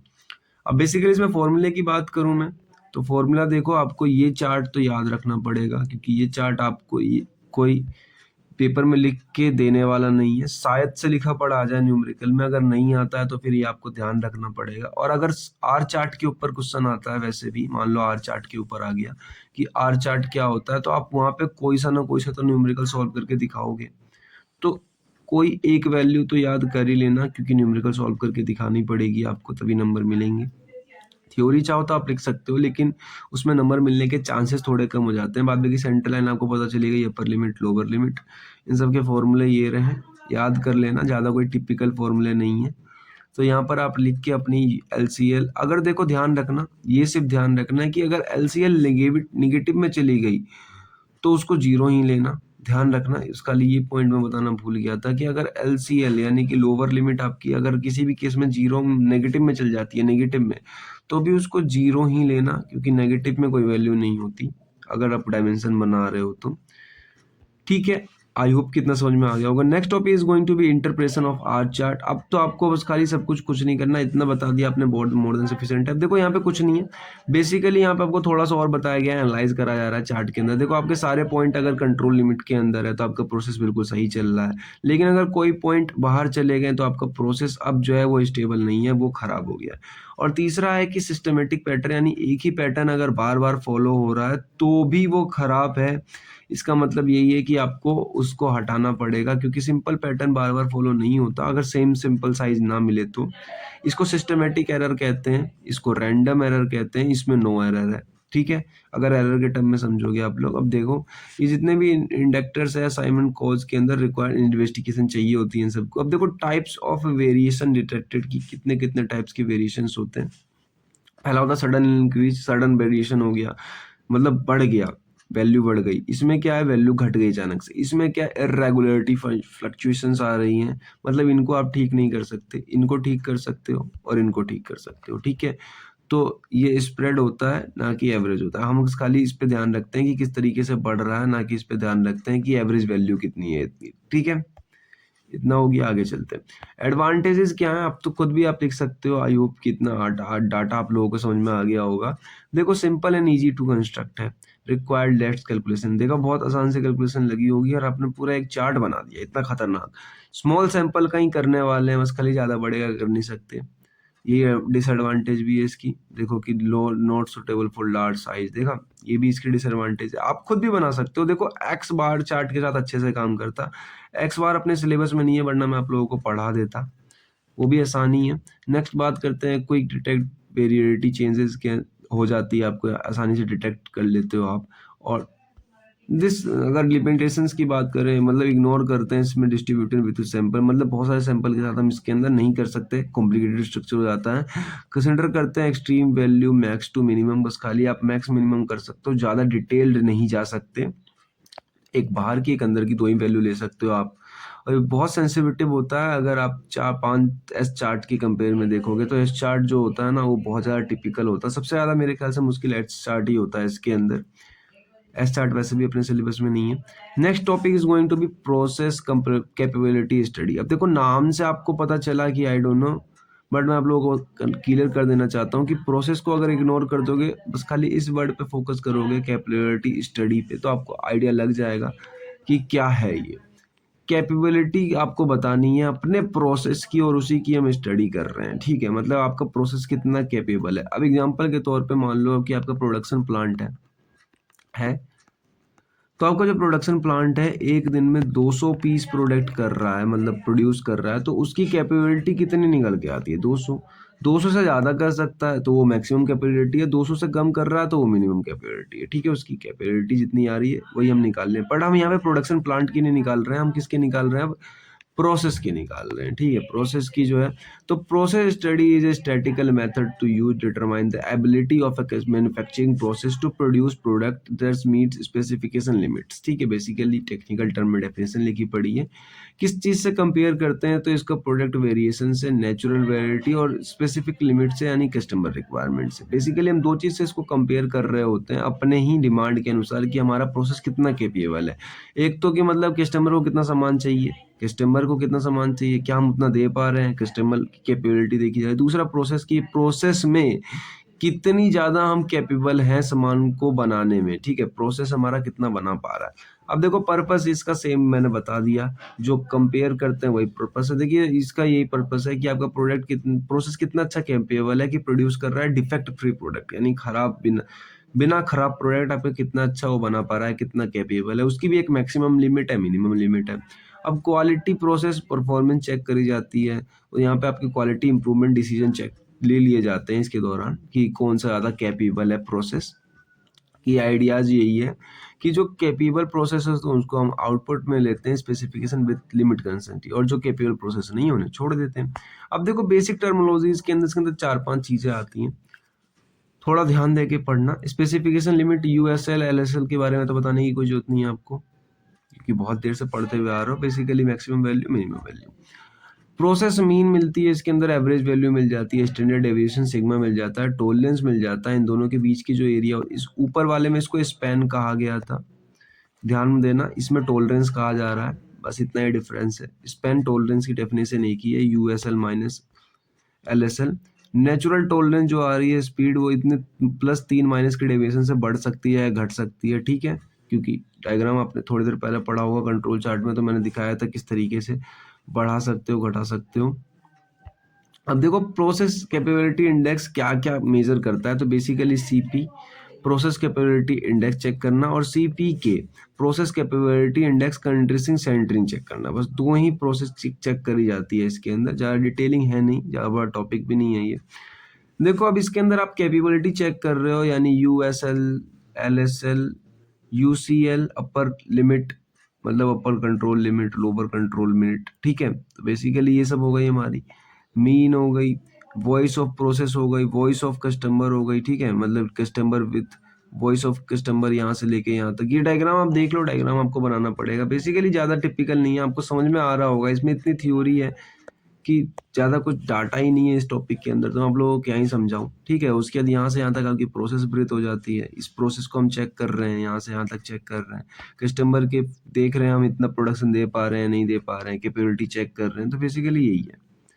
नेक्स्ट चलते हैं condition for process capability study. पहला यही है कि आपका प्रोसेस जो है वो स्टैटिकल कंट्रोल होना चाहिए। एक्स बार या चार्ट बार, आर चार्ट के अंदर हम इसका यूज़ करते हैं। अगर यूज़ पूछा जाए कहाँ कहाँ करते हैं, तो एक्स बार और आर चार्ट के अंदर यूज करते हैं। Data flows, normal distribution, histogram और नॉर्मल प्रोबेबिलिटी प्लॉट के अंदर हम इसका यूज करते हैं, ठीक है। हिस्टोग्राम ध्यान रखना, हिस्टोग्राम के अंदर इसका हम यूज करते हैं। Next topic is our going to B,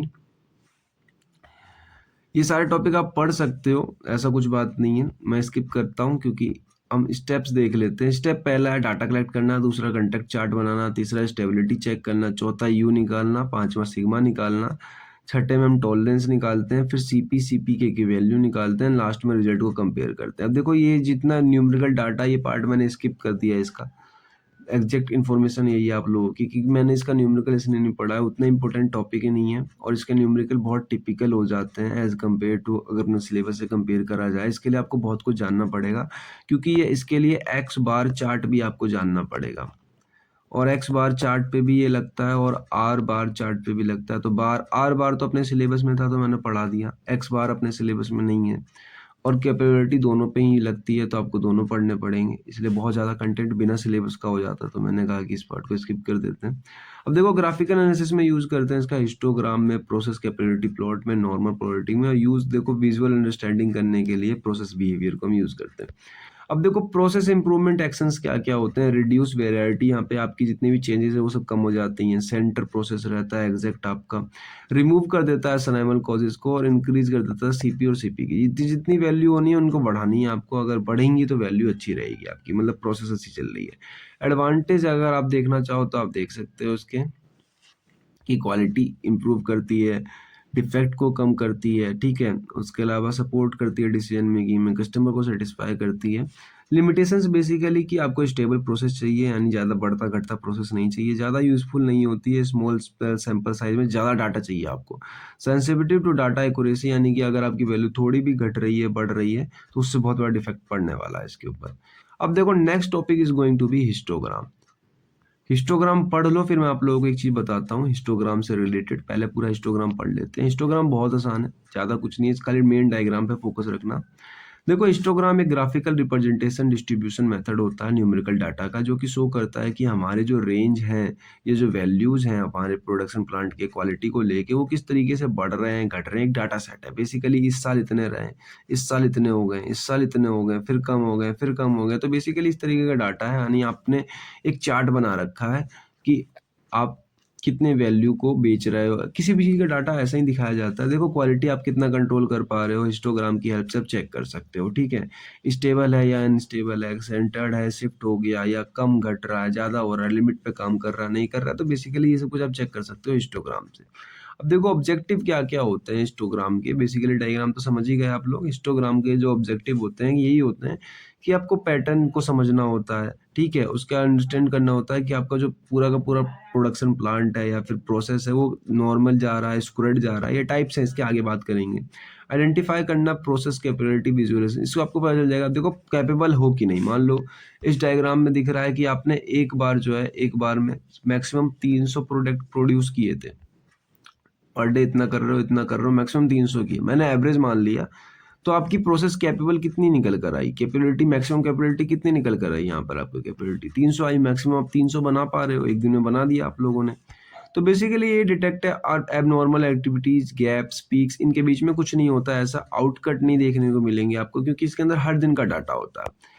तो जिस दिन आपने काम नहीं किया उस दिन की भी डाटा होने वाली है। तो ये बिल्कुल गैप वैप नहीं होने वाला है, अब नॉर्मल नहीं होने वाला। मतलब ऐसे जा रहा है ग्राफ, फिर ऐसे गिर गया, फिर ऐसे जा रहा है, तो देख रहे हो इसके बीच में ये अनजेन्युइन गैप बैठ गया। इसमें ग्राफ ऐसे वाले होते हैं जिनके बीच में कोई गैप का मतलब नहीं है, ठीक है। साइन और बार की तरह नहीं होता है, ऐसे ऐसे ग्राफ नहीं होते हैं, इसमें ग्राफ ब्लॉक्स वाइज होते हैं, एक दिन का डाटा एक दिन में। नेक्स्ट बात है compare actual performance with desired specification, हम कंपेयर कर सकते हैं। देखो टर्म्स यूज इन हिस्टोग्राम के अंदर सबसे पहला होता है डाटा आपने लिया, कलेक्ट किया, उसको रेंज चेक करी, उसकी क्लासेस इंटरवल डाल से फ्रीक्वेंसी चेक करी, एंड देन लास्ट में उसकी क्लास विड्थ चेक कर ली, ठीक है। इसमें मेन याद रखना कि फॉर्मूला इसका ये आता है कि जितनी ज़्यादा रेंज होगी आपकी उतनी ही आपकी मैक्सिमम वैल्यू होने वाली है माइनस मिनिमम वैल्यू होने वाली है, ठीक है, याद रखना। ये तो वैसे रेंज का फॉर्मूला है, और इसी रेंज के फॉर्मूले को एक जगह स्पैन कहा गया, एक जगह टॉलरेंस कहा गया, और यहाँ पर इसको रेंज कहा जा रहा है, ठीक है, याद रहेगा। Maximum value minus minimum value. Steps क्या क्या लिए जाते हैं हिस्टोग्राम को बनाने में, तो बेसिकली मैंने भी बताया, डाटा कलेक्ट करना, डिटरमाइन रेंज को करना, डिसाइड नंबर क्लासेस करना, कैलकुलेट कर देना, ठीक है। अब देखो फॉर्म क्लास इंटरवल बना लेना, छोटे छोटे टैली डाटा में कन्वर्ट कर लेना, फ्रीक्वेंसी टेबल बनाना और उसको एक्स और वाई एक्सिस में दिखा देना। आपको पेपर के अंदर हिस्टोग्राम के ऊपर एक भी न्यूमेरिकल नहीं आएगा, चिंता मत करो, तो मैंने बताया नहीं है क्यों नहीं आएगा, ये बताऊंगा मैं आप लोगों को। अब देखो टाइप्स ऑफ हिस्टोग्राम के शेप्स, पहला होता है नॉर्मल डिस्ट्रीब्यूशन। नॉर्मल कुछ इस तरीके दिखाई देता है, मतलब नॉर्मल चल रहा है, कोई डिफरेंस नहीं है इसके अंदर, बढ़ता हुआ घटता हुआ जो भी शेप, बहुत आसान होता है। इंपॉर्टेंट देखो सिमेट्रिकल शेप होता है, मतलब और वैलिड शेप्ड होता है, बेल शेप्ड मतलब ऐसे, और इंडिकेट स्टेबल प्रोसेस, मतलब इसका मतलब स्टेबल प्रोसेस है आपका। नेक्स्ट टॉपिक की बात करें तो देखो पॉजिटिव स्क्रू डिस्ट्रीब्यूशन। पॉजिटिव का मतलब है राइट साइड की तरफ में बढ़ता हुआ, ठीक है, पॉजिटिव है ये। इसका मतलब इंडिकेट लोअर वैल्यूज, ये आपको लोअर वैल्यू दिखा रहा है क्योंकि आपका ये स्क्रूड राइट साइड में बढ़ रहा है। नेगेटिव स्क्रूड मतलब ये सब खराब वाले हैं। अगर आपका बस खाली ये नॉर्मल डिस्ट्रीब्यूशन है तो यही सही है, बाद बाकी सब में एरर है, ठीक है। ये लेफ्ट की तरफ बढ़ रहा होगा और मोर हायर वैल्यूज दिखा रहा होगा, ठीक है, मतलब ये तो ग्रोथ वाला है कि आपकी कंपनी पहले दिन इतना बना रही थी, दूसरे दिन इतना बना रही है, ठीक है। तो इस तरीके से डायग्राम है, वैसे डायग्राम तो पेपर में साथ में बना देना। नेक्स्ट आता है बायोमीडियल डिस्ट्रीब्यूशन। इसमें अंदर दो पीक होते हैं, एक तो ये वाला पीक हो गया है, मतलब दो बार आपकी कंपनी उठी है अब तक में, दो बार जो है डिफरेंट डिफरेंट प्रोसेस से मिक्स डाटा कर रखा है, दो बार आपको खूब फायदा हुआ, बाद बाकी नुकसान है। तीसरा यूनिफॉर्म डिस्ट्रीब्यूशन। यूनिफॉर्म का मतलब है या तो देखो एकदम कांस्टेंट लाइन जा रही है, यूनिफॉर्म है मतलब कुछ ज़्यादा चेंज नहीं हो रहा, कोई रैंडम कुछ चेंज नहीं है, फ्लैट शेप जा रही है, या फिर कभी डाटा बढ़ रहा है कभी घट रहा है, कभी बढ़ रहा है कभी घट रहा है, कुछ कह नहीं सकते, यूनिफॉर्म जा रहा है उसका, ठीक है। 5-6 टाइप हो गए। दो और है पीक डिस्ट्रीब्यूशन, यानी कि बहुत बार आपके जो है पीक पे छू रहा है वो। नेक्स्ट है फ्लैट डिस्ट्रीब्यूशन, बिल्कुल फ्लैट है, कुछ वैल्यू ज़्यादा घट नहीं रही है, बढ़ नहीं रही है। अब देखो analyse of histogram, next topic है, यहाँ से टॉपिक चेंज हो गया। एनालाइज ऑफ हिस्टोग्राम, सबसे पहला है कि चेक करना आपको शेप कैसा है, नॉर्मल है या स्क्रूड है। दूसरा है चेक करना प्रोसेस कैसा है, प्रोसेस को चेक करना, अपने चेक स्प्रेड करना, कहीं नैरो स्प्रेड है, कहीं ज़्यादा मतलब ज़्यादा फैला हुआ है, कहीं पे कम फैला हुआ है, मतलब कितने टाइम तक आपकी अच्छे सामान रहे, कितने टाइम तक आपकी हाई वेरिएशन खराब सामान रहे। कंपेयर करना स्पेसिफिकेशन लिमिट से, आइडेंटिफाई करना क्वालिटर को, डिटेक्ट करना प्रोसेस इश्यूज को। मैंने ज़्यादा डिटेलिंग इसलिए नहीं करी क्योंकि मैं आप लोगों को समझाने वाला हूँ। अब देखो हिस्टोग्राम का खाली यार टॉपिक पढ़ लो, उसके बाद मैं आप लोगों को एक चीज़ बताने वाला हूँ, रिलेटेड टॉपिक समझना। हिस्टोग्राम की एडवांटेज यही है, आप ग्राफिकल एनालिसिस कर पाते हो, समझ पाते हो, डिसीजन मेकिंग ले पाते हो, यूजफुल बिहेवियर है, एंड देन लास्ट में प्रोसेस इंप्रूवमेंट होता है। और डिसएडवांटेज ये, इसमें टाइम लगता है आपको बनाने में, डाटा दिखाना पड़ता है, आइडेंटिफाई नहीं कर सकते एग्जैक्ट कॉज ऑफ वेरिएशन क्या है, लेकिन घट बढ़ रहा है बस खाली आप ये बता सकते हो, ठीक है। और इसमें अच्छा खासा आपको जो है टाइम देना है, मेहनत लगने वाली है बनाने में, और सारा डाटा कलेक्ट करके रखना पड़ता है। अब देखो जो ध्यान देने वाली बात ये है, थोड़ा ध्यान देना यहाँ पे, यूनिट नंबर जो ये थर्ड दिख रहा है ना आपको, ये पिछली बार का सिलेबस है, यानी KOE का, मैं लिख देता हूँ यहाँ पे, ये KOE 086 का सिलेबस है। तो पिछली बार इसके अंदर ना बहुत सारे टॉपिक ऐसे थे जो एक्स्ट्रा थे, जैसे हिस्टोग्राम दिख रहा होगा आपको, चेक शीट दिख रही होगी, इसी कावा डायग्राम दिख रहा होगा, पेट्रो डायग्राम दिख रहा होगा, स्ट्रेकर डायग्राम, तो ये सब एक्स्ट्रा है। मतलब देखो मैंने लिख भी रखे हैं, यहाँ अलग से भी लिख रखे हैं, पेट्रो चार्ट है, प्रोसेस फ्लो डायग्राम है, चेक शीट है, कॉज एंड इफेक्ट डायग्राम है, इसी का नाम फिशबोन डायग्राम है, इसी का नाम इशिकावा डायग्राम है। तो बेसिकली ये सारे डायग्राम्स जो थे ना, इसमें हिस्टोग्राम भी है, ध्यान देना, इसमें आपको हिस्टोग्राम भी देखने को मिलेगा, यानी कि यहाँ पर आप चाहो तो हिस्टोग्राम भी मेंशन कर सकते हो। हिस्टोग्राम ये कट गए हैं अब, मतलब लेटेस्ट सिलेबस में नहीं है, अगर आप लोग जाके चेक करोगे तो ये सब सिलेबस में नहीं है। तो मुझे पता नहीं कि ये क्वेश्चन आएंगे कि नहीं आएंगे, इनको पढ़ाना बेकार लगा मेरे को क्योंकि अब ये सिलेबस में नहीं है। लेकिन पहले, इससे पहले KOE सीरीज के अंदर ये क्वेश्चन सुपर इंपॉर्टेंट हुआ करते थे, मतलब बार बार सबसे ज्यादा यही पूछे जाते थे इस यूनिट से। अब ये सारे के सारे हटा दिए गए हैं, कुछ नहीं बचा इनमें से। तो मुझे सबसे ज़्यादा चांसेस जो लग रहे हैं इस बार पेपर में आने के, देखो एक तो C चार्ट आ सकता है क्योंकि बहुत इंपॉर्टेंट लग रहा है, क्योंकि ये सारे क्वेश्चन हट गए। दूसरा R चार्ट आ सकता है, तो दोनों पढ़ के जाना, एक R चार्ट और एक C चार्ट। देखो R चार्ट और एक C चार्ट, दो ही मेन क्वेश्चन लग रहे हैं मुझे इसके अंदर अब बचे हैं। तो ये सारे टॉपिक आप बता देना कमेंट करके कि मैं पढ़ाऊँ या नहीं पढ़ाऊँ। अगर आप कहोगे तो मैं पढ़ा दूंगा, ऐसी कोई बात नहीं। अब देखो 15 मिनट का लेक्चर बना के मैं चाहता तो यूनिट नंबर 3 खत्म कर सकता था, लेकिन एक्चुअल में वो फिर फ़ायदा नहीं होता आप लोगों को, मुझे फ़ायदा होता, मेरे उस पे वीडियोस पे व्यूज़ आ जाते हैं और लोग लाइक वाइक कर देते हैं और मुझे बहुत फ़ायदा होता, सच बता रहा हूँ, मुझे बहुत फ़ायदा होता अगर मैं बस खाली 25 मिनट के अंदर ये वीडियो बनाता और यूनिट नंबर 3 25 मिनट के अंदर ख़त्म कर देता और मुझे उससे दुनिया भर का फ़ायदा होता। लेकिन आप लोगों को फ़ायदा नहीं होता। मेरी इंटेंशनली आप लोगों को पढ़ाने की है, मतलब इच्छा बिल्कुल दिल से पढ़ाने की है, मैं अच्छे से पढ़ाना चाहता हूँ।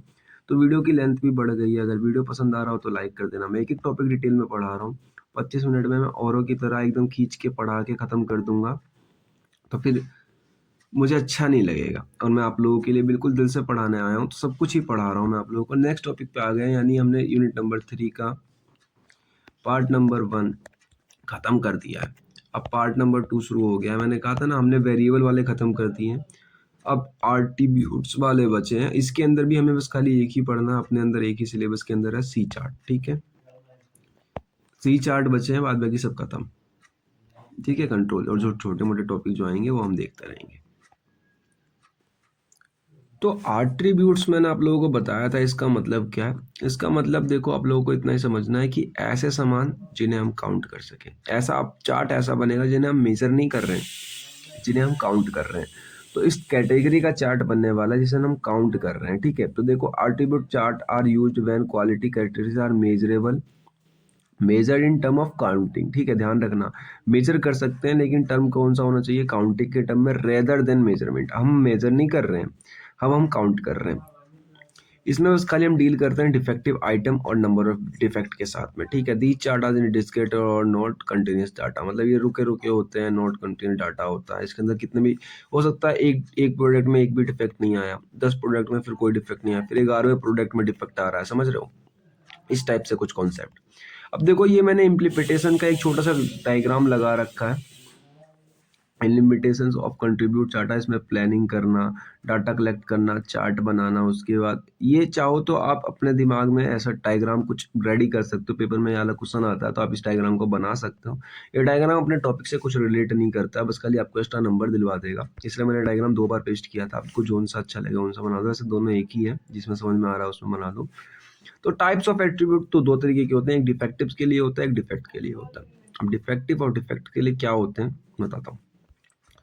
उसके लिए आपको थोड़ा सा दिमाग समझना पड़ेगा। यहाँ पर कोई खाली जगह चाहिए मेरे को, यहाँ पे समझा देते हैं, चलो कोई नहीं। मान लो आपने कोई प्रोडक्ट बनाया, इस प्रोडक्ट में डिफेक्ट यहाँ है, यहाँ है, यहाँ है और यहाँ है। तो कितने डिफेक्ट है इसके अंदर, तो बेसिकली 4 डिफेक्ट है इसके अंदर। तो इसके अंदर डिफेक्ट के लिए अगर आप कोई डायग्राम बना रहे हो, कोई ग्राफ बना रहे हो, तो वो बनेगा डिफेक्ट के लिए सी चार्ट और यू चार्ट। लेकिन अगर डिफेक्टिव पीसेस के लिए बना रहे हो, मतलब ये वाला पीस भी डिफेक्ट है, ये वाला पीस भी डिफेक्ट है, तो कितने पीस डिफेक्ट है यहाँ पे, 3। तो 3 डिफेक्टिव पीस के लिए बना रहे हो, डिफेक्टिव्स के लिए बना रहे हो, तो आप पी चार्ट या एनपी चार्ट बनाओगे, ठीक है। ये अगर सिलेबस में नहीं है, ये सिलेबस में नहीं है, ये भी सिलेबस में नहीं है, सिर्फ सी है अपने, नंबर ऑफ डिफेक्ट चार्ट्स, मतलब आप नंबर ऑफ डिफेक्ट काउंट करोगे किसी भी एक प्रोडक्ट के अंदर कितने डिफेक्ट आ रहे हैं। इसके अंदर 3 आ रहे हैं, इसके अंदर 4 आ रहे हैं, इसके अंदर भी 4 आ रहे हैं, इसके अंदर मान लो 3 आ रहे हैं बस खाली। तो डिफेक्टिव पीस तो ये भी है, ये भी है, ये भी है। तो चार्ट तो इसके लिए अगर बनाओगे तो ये वाला बनेगा, लेकिन किसी पर्टिकुलर के लिए बनाओगे, मान लो इसके लिए बना रहे हो आप, इसके लिए बना रहे हो, तो इसके लिए चार्ट ये वाला बनेगा, ठीक है। आई होप कि समझ में आ गया होगा इतना। आगे चलते हैं। इसका देखो, एक मैंने छोटा सा डायग्राम का टेबल बना रखा था, जिसके आपको चारों चार्ट समझ में आ जाएंगे। देखो कि पी चार्ट जो होता है वो फ्रैक्शन डिवाइड होता है, मतलब टुकड़ों में होता है। इसके अंदर सैंपल साइज वेरिएबल होता है, मतलब कि अब बढ़ भी सकता है। सैंपल साइज का मतलब समझा देता हूँ पहले मैं आप लोगों को, सैंपल साइज कंफ्यूज कर रहा होगा। सैंपल साइज का मतलब यही है कि आज आपने 10 सैंपल बनाए, चेक किए, कल 20 कर लिए, परसों 8 कर लिए। मतलब मैंने बताया था ना, कोई अगर आदमी ओवर टाइम लगा रहा है, ज़्यादा प्रोडक्ट बन जा रहे हैं, तो आप ज़्यादा सैंपल भी चेक करोगे, ज़रूरी नहीं है। आप जितने मन उतने चेक करोगे, तो आज 10 किए, कल 20 कर लिए, परसों 8 कर लिए, तो सैंपल साइज वेरिएबल मतलब घट बढ़ रहा है। दूसरे वाले में कांस्टेंट है, यानी डेली उतने चेक हो रहे हैं, भले प्रोडक्ट कितने भी बने। मान लो 100 प्रोडक्ट पे 5 सैंपल चेक करे जा रहे हैं, तो डेली ही 5। अगर आज 200 प्रोडक्ट बन गया तो कितने सैंपल चेक करे जाएंगे, 10 सैंपल चेक करे जाएंगे। यानी इन दोनों केस में कांस्टेंट है, बाद बाकी 2 केस में वेरिएबल है, ठीक है, ध्यान रखना। तो यही होती है सैंपल साइज। तो ठीक है, पहले वाले पी चार्ट में क्या है कि फ्रैक्शनल डिफेक्टिव होते हैं, अचानक से फ्रैक्शन टाइप में आते हैं, टुकड़ों टाइप में, तो इनमें सैंपल साइज वेरिएबल होता है। 0% मतलब परसेंटेज में निकलती है अपनी जो है डिफेक्टिव पीस, परसेंटेज में निकलती है। दूसरा है एनपी चार्ट। एनपी चार्ट में नंबर ऑफ डिफेक्टिव हम काउंट करते हैं, जो इसमें सैंपल साइज कांस्टेंट होता है और इसमें काउंट डिफेक्टिव निकलती है, यानी कि हमें पता होता है इतने सामान खराब निकले। सी चार्ट में क्या होता है, नंबर ऑफ डिफेक्ट होते हैं, इसमें भी सैंपल साइज कांस्टेंट होता है, डिफेक्ट पर यूनिट, यानी कि एक यूनिट में कितने डिफेक्ट निकले, ठीक है। यू चार्ट में क्या होता है, डिफेक्ट्स पर यूनिट, इसमें कौन सैंपल साइज वेरिएबल होता है। फ्लेक्सिबल केस है, इसके अंदर हम एवरेज लेते हैं, मतलब कि मान लो 10 प्रोडक्ट थे, 10 प्रोडक्ट के अंदर हर किसी के अंदर 2, किसी के अंदर 3, किसी के अंदर 4 ऐसे कर करके डिफेक्ट निकल रहा है। तो इनका एवरेज ले लेंगे हम, 2 + 3 5 + 4 9, तो 9 डिवाइड बाय 3, तो इसका मतलब कितना आ गया 3। तो 3 पर पीस में निकल रहे हैं, पर ऐसा नहीं है, किसी में 2 भी निकल रहे हैं, किसी में 4 भी निकल रहे हैं, लेकिन हमारे में जो डाटा निकल कर आया है उसमें 3 पर पीस में निकल रहे हैं। तो चारों समझ में आ गए होंगे, आपको टेबल बना रखा है मैंने। 2-3 तो सिलेबस में नहीं भी है, उनको भी समझा दिया मैंने आप लोगों को अच्छे तरीके से। अब देखो लिमिटेशंस एडवांटेज बात कर लेते हैं हम एट्रीब्यूट की, क्योंकि कभी-कभार पेपर में 2 मार्क्स के अंदर देख ली जाती है छोटी-मोटी डेफिनेशंस। एडवांटेज ये होती है कि आप इसको अच्छे तरीके से समझ के अप्लाई कर सकते हो, सुटेबल इंस्पेक्शन कर सकते हो, कोई प्रिसिसिस मेजरमेंट की ज़रूरत नहीं है आपको, क्योंकि ग्राफ की हेल्प से समझ रहे हो आप, और साथ ही साथ में इसके अंदर आप सर्विस मैन्युफैक्चरिंग यूज़फुल होती है ये। लिमिटेशंस यही है कि बहुत सेंसिटिव डाटा है, आपको बहुत टाइम लगने वाला है। देखो लार्ज सैंपल साइज़ चाहिए आपको, और इसके अंदर आप मैग्नीट्यूड या डिफेक्ट नहीं दिखा सकते कि कितने सामान जो है उसमें कितनी रेट गिर रही है, कितनी बढ़ रही है। बहुत इफेक्टिव, बहुत कम इफेक्टिव होता है प्रोसेस इंप्रूवमेंट के लिए। बस खाली आपको इससे ही पता चलता है कि हमारी कंपनी के अंदर कितने सामान खराब निकलते हैं, बस खाली ये मान लो। अब देखो डिफेक्ट मैंने समझाने, जो मैंने आपको ऊपर बताया वो मैंने यहाँ भी लिख रखा है समझाने के लिए, कि डिफेक्ट बेसिकली क्या होता है कि एक प्रोडक्ट में कि सिंगल फॉल्ट क्या है इस प्रोडक्ट के अंदर, मतलब मल्टीपल डिफेक्ट्स भी हो सकते हैं। जैसे कि एक फ़ोन बना है, यहाँ पे स्क्रैच लगा पड़ा है, स्क्रीन टूटी हुई है, फ्लैश लाइट बेकार हो गई, मतलब कोई एग्जांपल बताया मैंने आप लोगों की। इतने सारे प्रोडक्ट इसके अंदर बेकार है, तो इसके अंदर बहुत सारे देखो, रॉन्ग डायमेंशन आ गई, पुअर फिनिशिंग आ गई, कलर मिसमैच हो गया, सरफेस स्क्रैच आ गई, या क्रैक मटेरियल हो गया, तो बेसिकली ये डिफेक्ट हो गया। डिफेक्टिव का मतलब क्या है? डिफेक्टिव का मतलब ये है कि डिफेक्टिव आइटम्स, कि वो जो डिफेक्ट आए हैं वो ज़रूरी नहीं है कि 1 हो, 2 हो, 3 हो। किसी मटेरियल के डिफेक्ट ज़रूरी नहीं है 1 हो, 2 हो, 3 हो, लेकिन जो भी मटेरियल डिफेक्ट है उसको डिफेक्टिव आइटम बुलाएँगे हम लोग, ठीक है?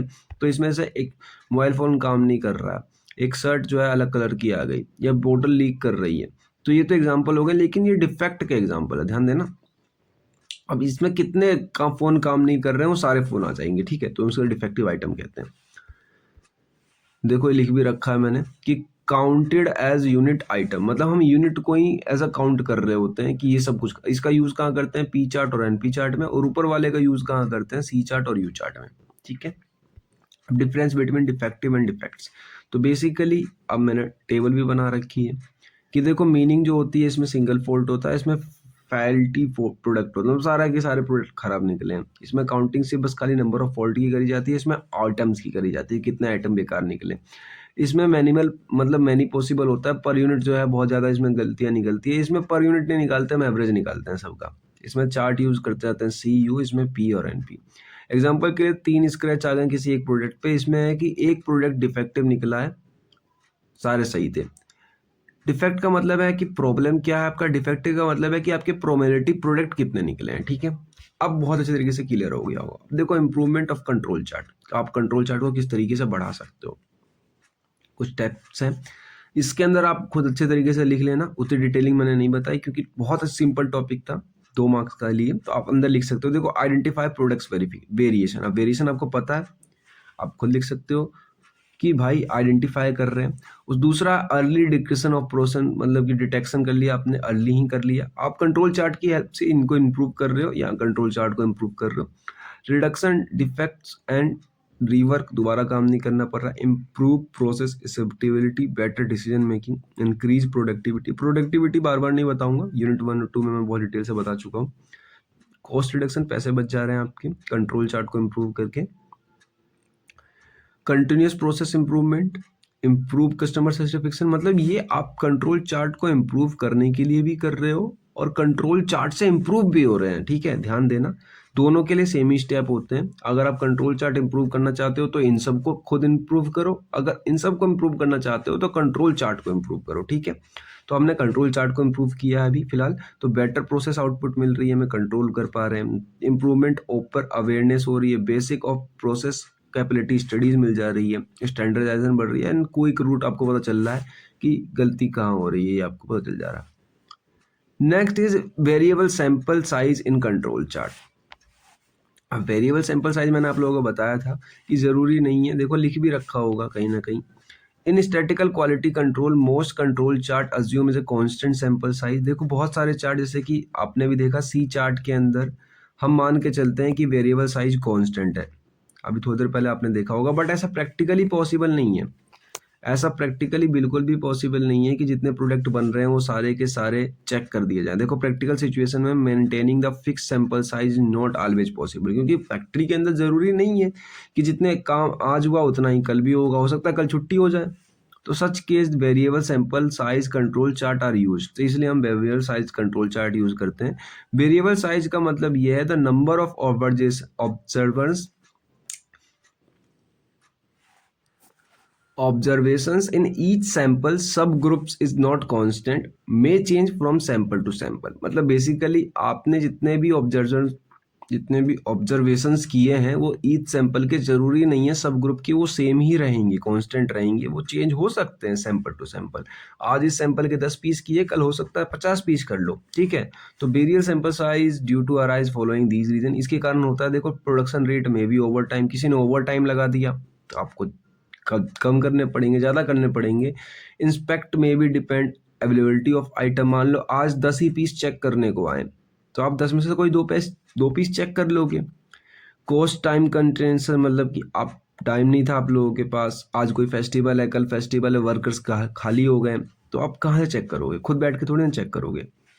तो बेसिकली ये फिर डिस्ट्रक्टर टेस्टिंग मशीन होती है, लिमिटेड सैंपल्स अवेलेबल देती है, ये मतलब कम सामान को देती है, उसके अंदर आप ज़्यादा सामान चेक नहीं कर सकते, टाइम भी बहुत लगता है। फिर इरेगुलर प्रोसेस आउटपुट हो रही है, मतलब कि कुछ पता नहीं चल रहा, आपके पास एम्प्लॉय की कमी है, तो आज एम्प्लॉय ने ज्वाइन किया, 1 महीने बाद छोड़ दिया, तो 1 महीने तक तो गाड़ी से चली, आगे नहीं चली। तो ये डिफरेंट डिफरेंट क्राइटेरिया है सैंपल साइज के।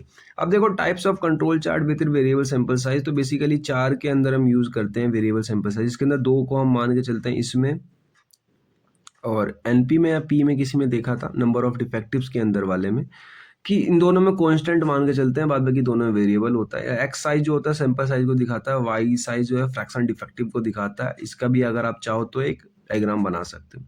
अब मेन टॉपिक पे आ चुके हैं, अब सारे टॉपिक ही आपके क्लियर हो गए, यूनिट नंबर 3 पूरी खत्म हो गई है। अब आप सी चार्ट पे आ गए, और सी चार्ट को अच्छे से पढ़ना, क्योंकि मुझे इस बार लग रहा है सी चार्ट और आर चार्ट पक्का आएगा, क्योंकि यही 2 इंपॉर्टेंट क्वेश्चन बचते हैं अपने पास। अब देखो सी टाइप एक एट्रीब्यूट कंट्रोल चार्ट होता है, इससे पहले वाला जो आर चार्ट पढ़ा था आपने उसके अंदर वेरिएबल वाला कंट्रोल चार्ट था, वो ये एट्रीब्यूट कंट्रोल चार्ट है। Use to monitor the number of defect in product और प्रोसेस, किसी भी प्रोसेस के अंदर कितने डिफेक्ट आ रहे हैं, किसी एक प्रोडक्ट के अंदर या फिर किसी एक प्रोसेस के अंदर। देखो एक लिखा पड़ा, एक पे ही हम चेक कर रहे हैं कि एक प्रोडक्ट के अंदर कितने डिफेक्ट है। ऐसा कि मैं आप लोगों को दिखाता हूँ एक डायग्राम बना के, ये प्रोडक्ट हो गया अपना, इस प्रोडक्ट के यहाँ पे और यहाँ पे 3 डिफेक्ट है, तो हम इस प्रोसेस की हेल्प से, इस चार्ट की हेल्प से बस खाली यही चेक कर सकते हैं कि किसी प्रोडक्ट के अंदर, किसी एक प्रोडक्ट के अंदर कितने डिफेक्ट है, ठीक है। ये चेक नहीं कर सकते कि कितने डिफेक्ट प्रोडक्ट निकल रहे हैं, उसके लिए दूसरा चार्ट है। तो देखो कब यूज कराता है, सैंपल साइज कांस्टेंट होना चाहिए और डाटा डिस्ट्रिक्ट होना चाहिए, काउंट ऑफ डिफेक्ट्स के लिए हम यूज कर रहे हैं। बेस्ड है जो है ये पॉइजन डिस्ट्रीब्यूशन पे बेस्ड है, पॉइजन डिस्ट्रीब्यूशन एक मेथड है। बाद में की डेफिनेशन की बात करूँ तो इसके अंदर डिफेक्ट आपको पता होनी चाहिए, यूनिट पता होनी चाहिए और सी पता होना चाहिए, काउंट ऑफ डिफेक्ट, ठीक है। तो आपको डिफेक्ट मैंने बता दिया, डिफेक्ट 2 बार नहीं बताऊंगा, डिफेक्ट मान के चलो बता दिया। यूनिट बेसिकली किसी एक सिंगल आइटम की करने वाले हैं, तो मतलब कोई भी सामान होगा एक ही होगा जो भी होगा, ठीक है। किसी चीज की भी करोगे एक चीज की करोगे। और सी यहाँ पे काउंट ऑफ डिफेक्ट है कि टोटल नंबर ऑफ काउंट हम जो है फाउंड करके निकालने वाले हैं उस सामान में से, ठीक है। तो टोटल नंबर जो हम फाउंड करके निकालेंगे सामान में से, बेसिकली वो सी है यहाँ पे। अब देखो when is use to C chart, हम कब यूज करते हैं इसका, तो बेसिकली आपको पता चल ही गया होगा हम कब यूज करते हैं, जब हमें बस खाली एक सामान के क्या निकालने होते हैं, डिफेक्ट निकालने होते हैं।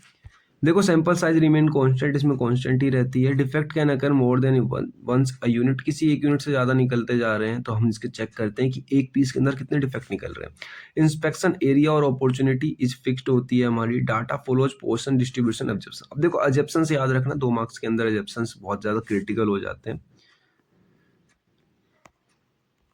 अब क्यों, क्योंकि इसके एब्जप्शंस के बेस पे ही हम बताने वाले हैं कि सी चार्ट किस तरीके से काम करता है। तो डिफेक्ट अकर रैंडमली, एक तो डिफेक्ट रैंडमली आ रहा है, क्योंकि कंटिन्यूअसली आ रहा है तो आप नहीं बता सकते, उसके लिए दूसरा चार्ट है। डिफेक्ट आर इंडिपेंडेंट, मतलब एक दूसरे से कुछ लेना देना नहीं है, अगर लेना देना है तो उसके लिए डिफरेंट चार्ट है। Probability of defect is small, मतलब प्रोबेबिलिटी अगर ज़्यादा, देखो अगर कंटिन्यूअसली आ रहा है, ज़्यादा आ रहा है, तो इसका दूसरा वाला यूज़ करते हैं जो सी के नीचे था, मतलब याद नहीं आ रहा मुझे, पी था कि कोई एक दूसरा चार्ट था, वो वाला चार्ट यूज करते हैं। और area of opportunity remains constant, यानी कि आपकी जितने भी बचे हुए सामान है वो सब कांस्टेंट होने चाहिए। अब देखो स्टेप्स क्या क्या लिए जाते हैं, स्टेप्स मैं लेना आपको यहाँ पे समझा देता हूँ। वैसे तो मेरा मानना ये था कि पहले न्यूमेरिकल समझाते तो ज़्यादा अच्छा रहता, बट यहाँ पे स्टेप आप समझ लो पहले, क्योंकि इसके स्टेप के बिना समझ में नहीं आएगी। सबसे पहले तो आपको कलेक्ट डाटा करना है कि सैंपल साइज जो है 2-3 सैंपल ले लो, क्योंकि आपको सबके डिफेक्ट पता करने हैं, पर पता किसी एक के करने हैं। देखो count number of defect each unit, आपको सबके पहले देख लेने। एग्जाम्पल के लिए जैसे मान लो आपने लिया है, एक सैंपल लिया, उसमें 4 डिफेक्ट थे, 2 में 6 थे, दूसरे वाले में 6 थे, तीसरे वाले में 5 डिफेक्ट थे। ठीक है, ये तो समझ में आ गया ना, जो काउंटिंग लिखे पड़े हैं कि आपने 3 सैंपल लिए, पहले वाले में 4 थे, दूसरे वाले में 6 थे, तीसरे वाले में 5 थे। ठीक है, 3 डिफेक्ट थे, मतलब 3 सैंपल के अंदर इतने डिफेक्ट आए हैं। स्टेप 2 में क्या है कि आप इन सब का बेसिकली मीन निकाल लो, सारे को डिफेक्ट को टोटल करके नंबर ऑफ सैंपल से डिवाइड कर दो। कितने सैंपल लिए, तो बेसिकली हमने 3 सैंपल लिए, 3 सैंपल सबको जोड़ोगे तो कितना होने वाला, 4 + 6 10 + 5 15, 15 डिवाइड बाय 3, कितने आ गए आपके, 5 आ गए।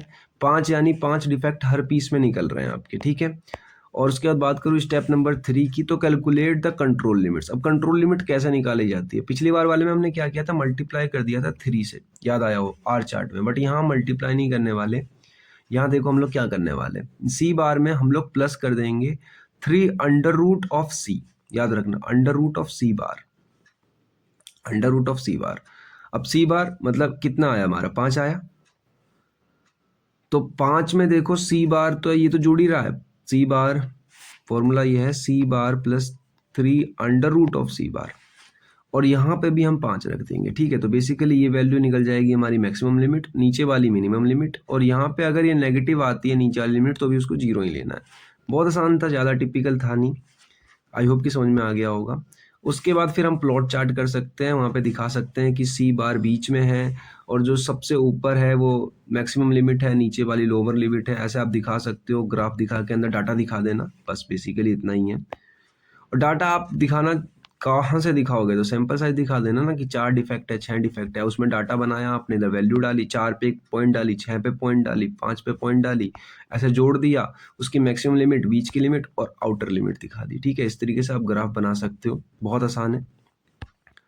अब देखो इंडिविजुअली डिफेक्ट काउंट कर रहे हैं हम, इसमें एक पीस की पता चल रही है हमें, एक पीस की कितनी है, CL है, क्योंकि आपने देखो इंडिविजुअली काउंट किया था, आपने खुद निकाला डिफेक्ट, उसके अंदर एक के अंदर 4 आया, एक के अंदर 6 आया, एक के अंदर 5 आया, तो ये आपने खुद निकाला इंडिविजुअली, बाद में आपने उसका पूरा एक चार्ट बना दिया। ठीक है, उसके बाद यहाँ पे टोटल डिफेक्ट्स मान लो, एग्जाम्पल के लिए मैंने एग्जाम्पल लिखा था। ठीक है, एग्जाम्पल मान लो आपके पास टोटल डिफेक्ट्स कितना है, 100, यानी आपने अलग अलग अलग अलग अलग पीस को जोड़ा, टोटल डिफेक्ट्स उसके अंदर आए 100, यानी कि ये टोटल वैल्यू आ गई सारी डिफेक्ट की। नंबर ऑफ सैंपल आपके पास 20 थे, यानी 20 सैंपल के अंदर 100 डिफेक्ट थे। तो देखो 100 डिफेक्ट तो आ गए, स्क्वायरिटी से रख दिया, डिवाइड बाय सैंपल, और इसको जब डिवाइड करोगे आ गए 5, तो यानी सी की वैल्यू, यानी सी बार की वैल्यू आ गई आपके पास 5। अब इस 5 का क्या करना है आपको, 5 का देखो UCL यानी मैक्सिमम लिमिट निकालना चाहो तो फॉर्मूला ये रहा, इसको जब कैलकुलेट करोगे तो इतना आएगा। अप्रोक्सीमेट का चिन्ह लगाना, इक्वल टू का चिन्ह मत लगाना, क्योंकि पॉइंट की वैल्यू में अप्रोक्सीमेट का चिन्ह लगता है। ठीक है, अप्रोक्सीमेट का साइन लगता है, पेपर में भी अप्रोक्सीमेट लगाना। और UCL आ रहा है आपका, देखो यहाँ पे माइनस में, तो माइनस का मतलब सिंपल 0 है, तो बेसिकली ये मैक्सिमम लिमिट आ गई, ये मिनिमम लिमिट आ गई, और ये आपकी आ गई सेंटर लाइन। ठीक है, आई होप कि आप लोगों को सी चार्ट बहुत ही अच्छी तरीके से समझ में आ गया होगा। इससे आसान एक्सप्लेनेशन और क्या ही एक्सपेक्ट करोगे आप लोग, क्योंकि मैं खुद नहीं कर पा रहा हूँ अपने आप से। मैंने बहुत आसान समझाया है, खाली ग्राफ बनाना नहीं दिखाया आप लोगों को। ग्राफ बनाने के लिए देखो मैं यहाँ पे समझा देता हूँ किस तरीके से बनाना है, ग्राफ ही रह जाता है। देखो पहली लाइन जो दिखानी है आपको, ये अपर लिमिट की दिखानी है, वैल्यू लिख देना, और दूसरी लाइन जो दिखानी है ये लोअर लिमिट की दिखानी है। बीच में आप दिखा देना एक तीसरी लाइन जो कि हो जाएगी आपकी सेंटर लाइन। और इसमें जो डाटा दे रखा है इस वाले क्वेश्चन में नहीं गिवन था, आप अपने मन से as a random 20 sample space थे ना, तो 20 कुछ भी पॉइंट पॉइंट पॉइंट पॉइंट अलग अलग जगह पे बना सकते हो, 20 20 जगह, जितने सैंपल स्पेस होंगे उतने ही पॉइंट बनेंगे। ठीक है, इस तरीके से ग्राफ बन जाएगा। नीचे दिखा देना सैंपल स्पेस और इधर दिखा देना डिफेक्ट्स, या फिर इधर दिखा दो डिफेक्ट्स। डिफेक्ट्स कहीं भी दिखा सकते हो, ऊपर नीचे दोनों तरफ बराबर ही बैठते हैं। अब देखो advantage of C chart, simple to construct, बहुत आसान है। Suitable for defect count, easy interpretation, use for quality improvement. Limitations क्या होते हैं, देखो टाइम लगता है ये सब बनाने में, ऐसे नहीं बनने वाला। Only for constant sample size के लिए है, not suitable for very sample size, sensitive to large variation and assumption जरूर लगाने पड़ेंगे, और ये पॉइजन डिस्ट्रीब्यूशन पर काम करता है अजप्शन के, ठीक है। अब इतना ही था यूनिट नंबर 3 के अंदर। वीडियो पसंद आई हो लाइक कर देना, बहुत मेहनत लगती है एक वीडियो बनाने में, लिटरली सारे नोट्स बनाने में, उसके बाद उसको समझाने में इतनी देर तक बैठ के बहुत ज़्यादा मेहनत लगती है। कोई डाउट हो कमेंट करके पूछ सकते हो, मुझे बता देना उन टॉपिक को पढ़ाना है कि नहीं जो सिलेबस से कट गए हैं अब। और यहाँ तक पेशेंस से देखने के लिए thank you so much. Channel पे पहली बार हो, चैनल को सब्सक्राइब कर लो। नोट्स मैं बता देता हूँ टेलीग्राम पर मिलेंगे, यहाँ पर नहीं अवेलेबल है। सो दैट्स इट, इतना ही था इस वीडियो में। मिलता हूँ आप लोगों को नेक्स्ट लेक्चर में।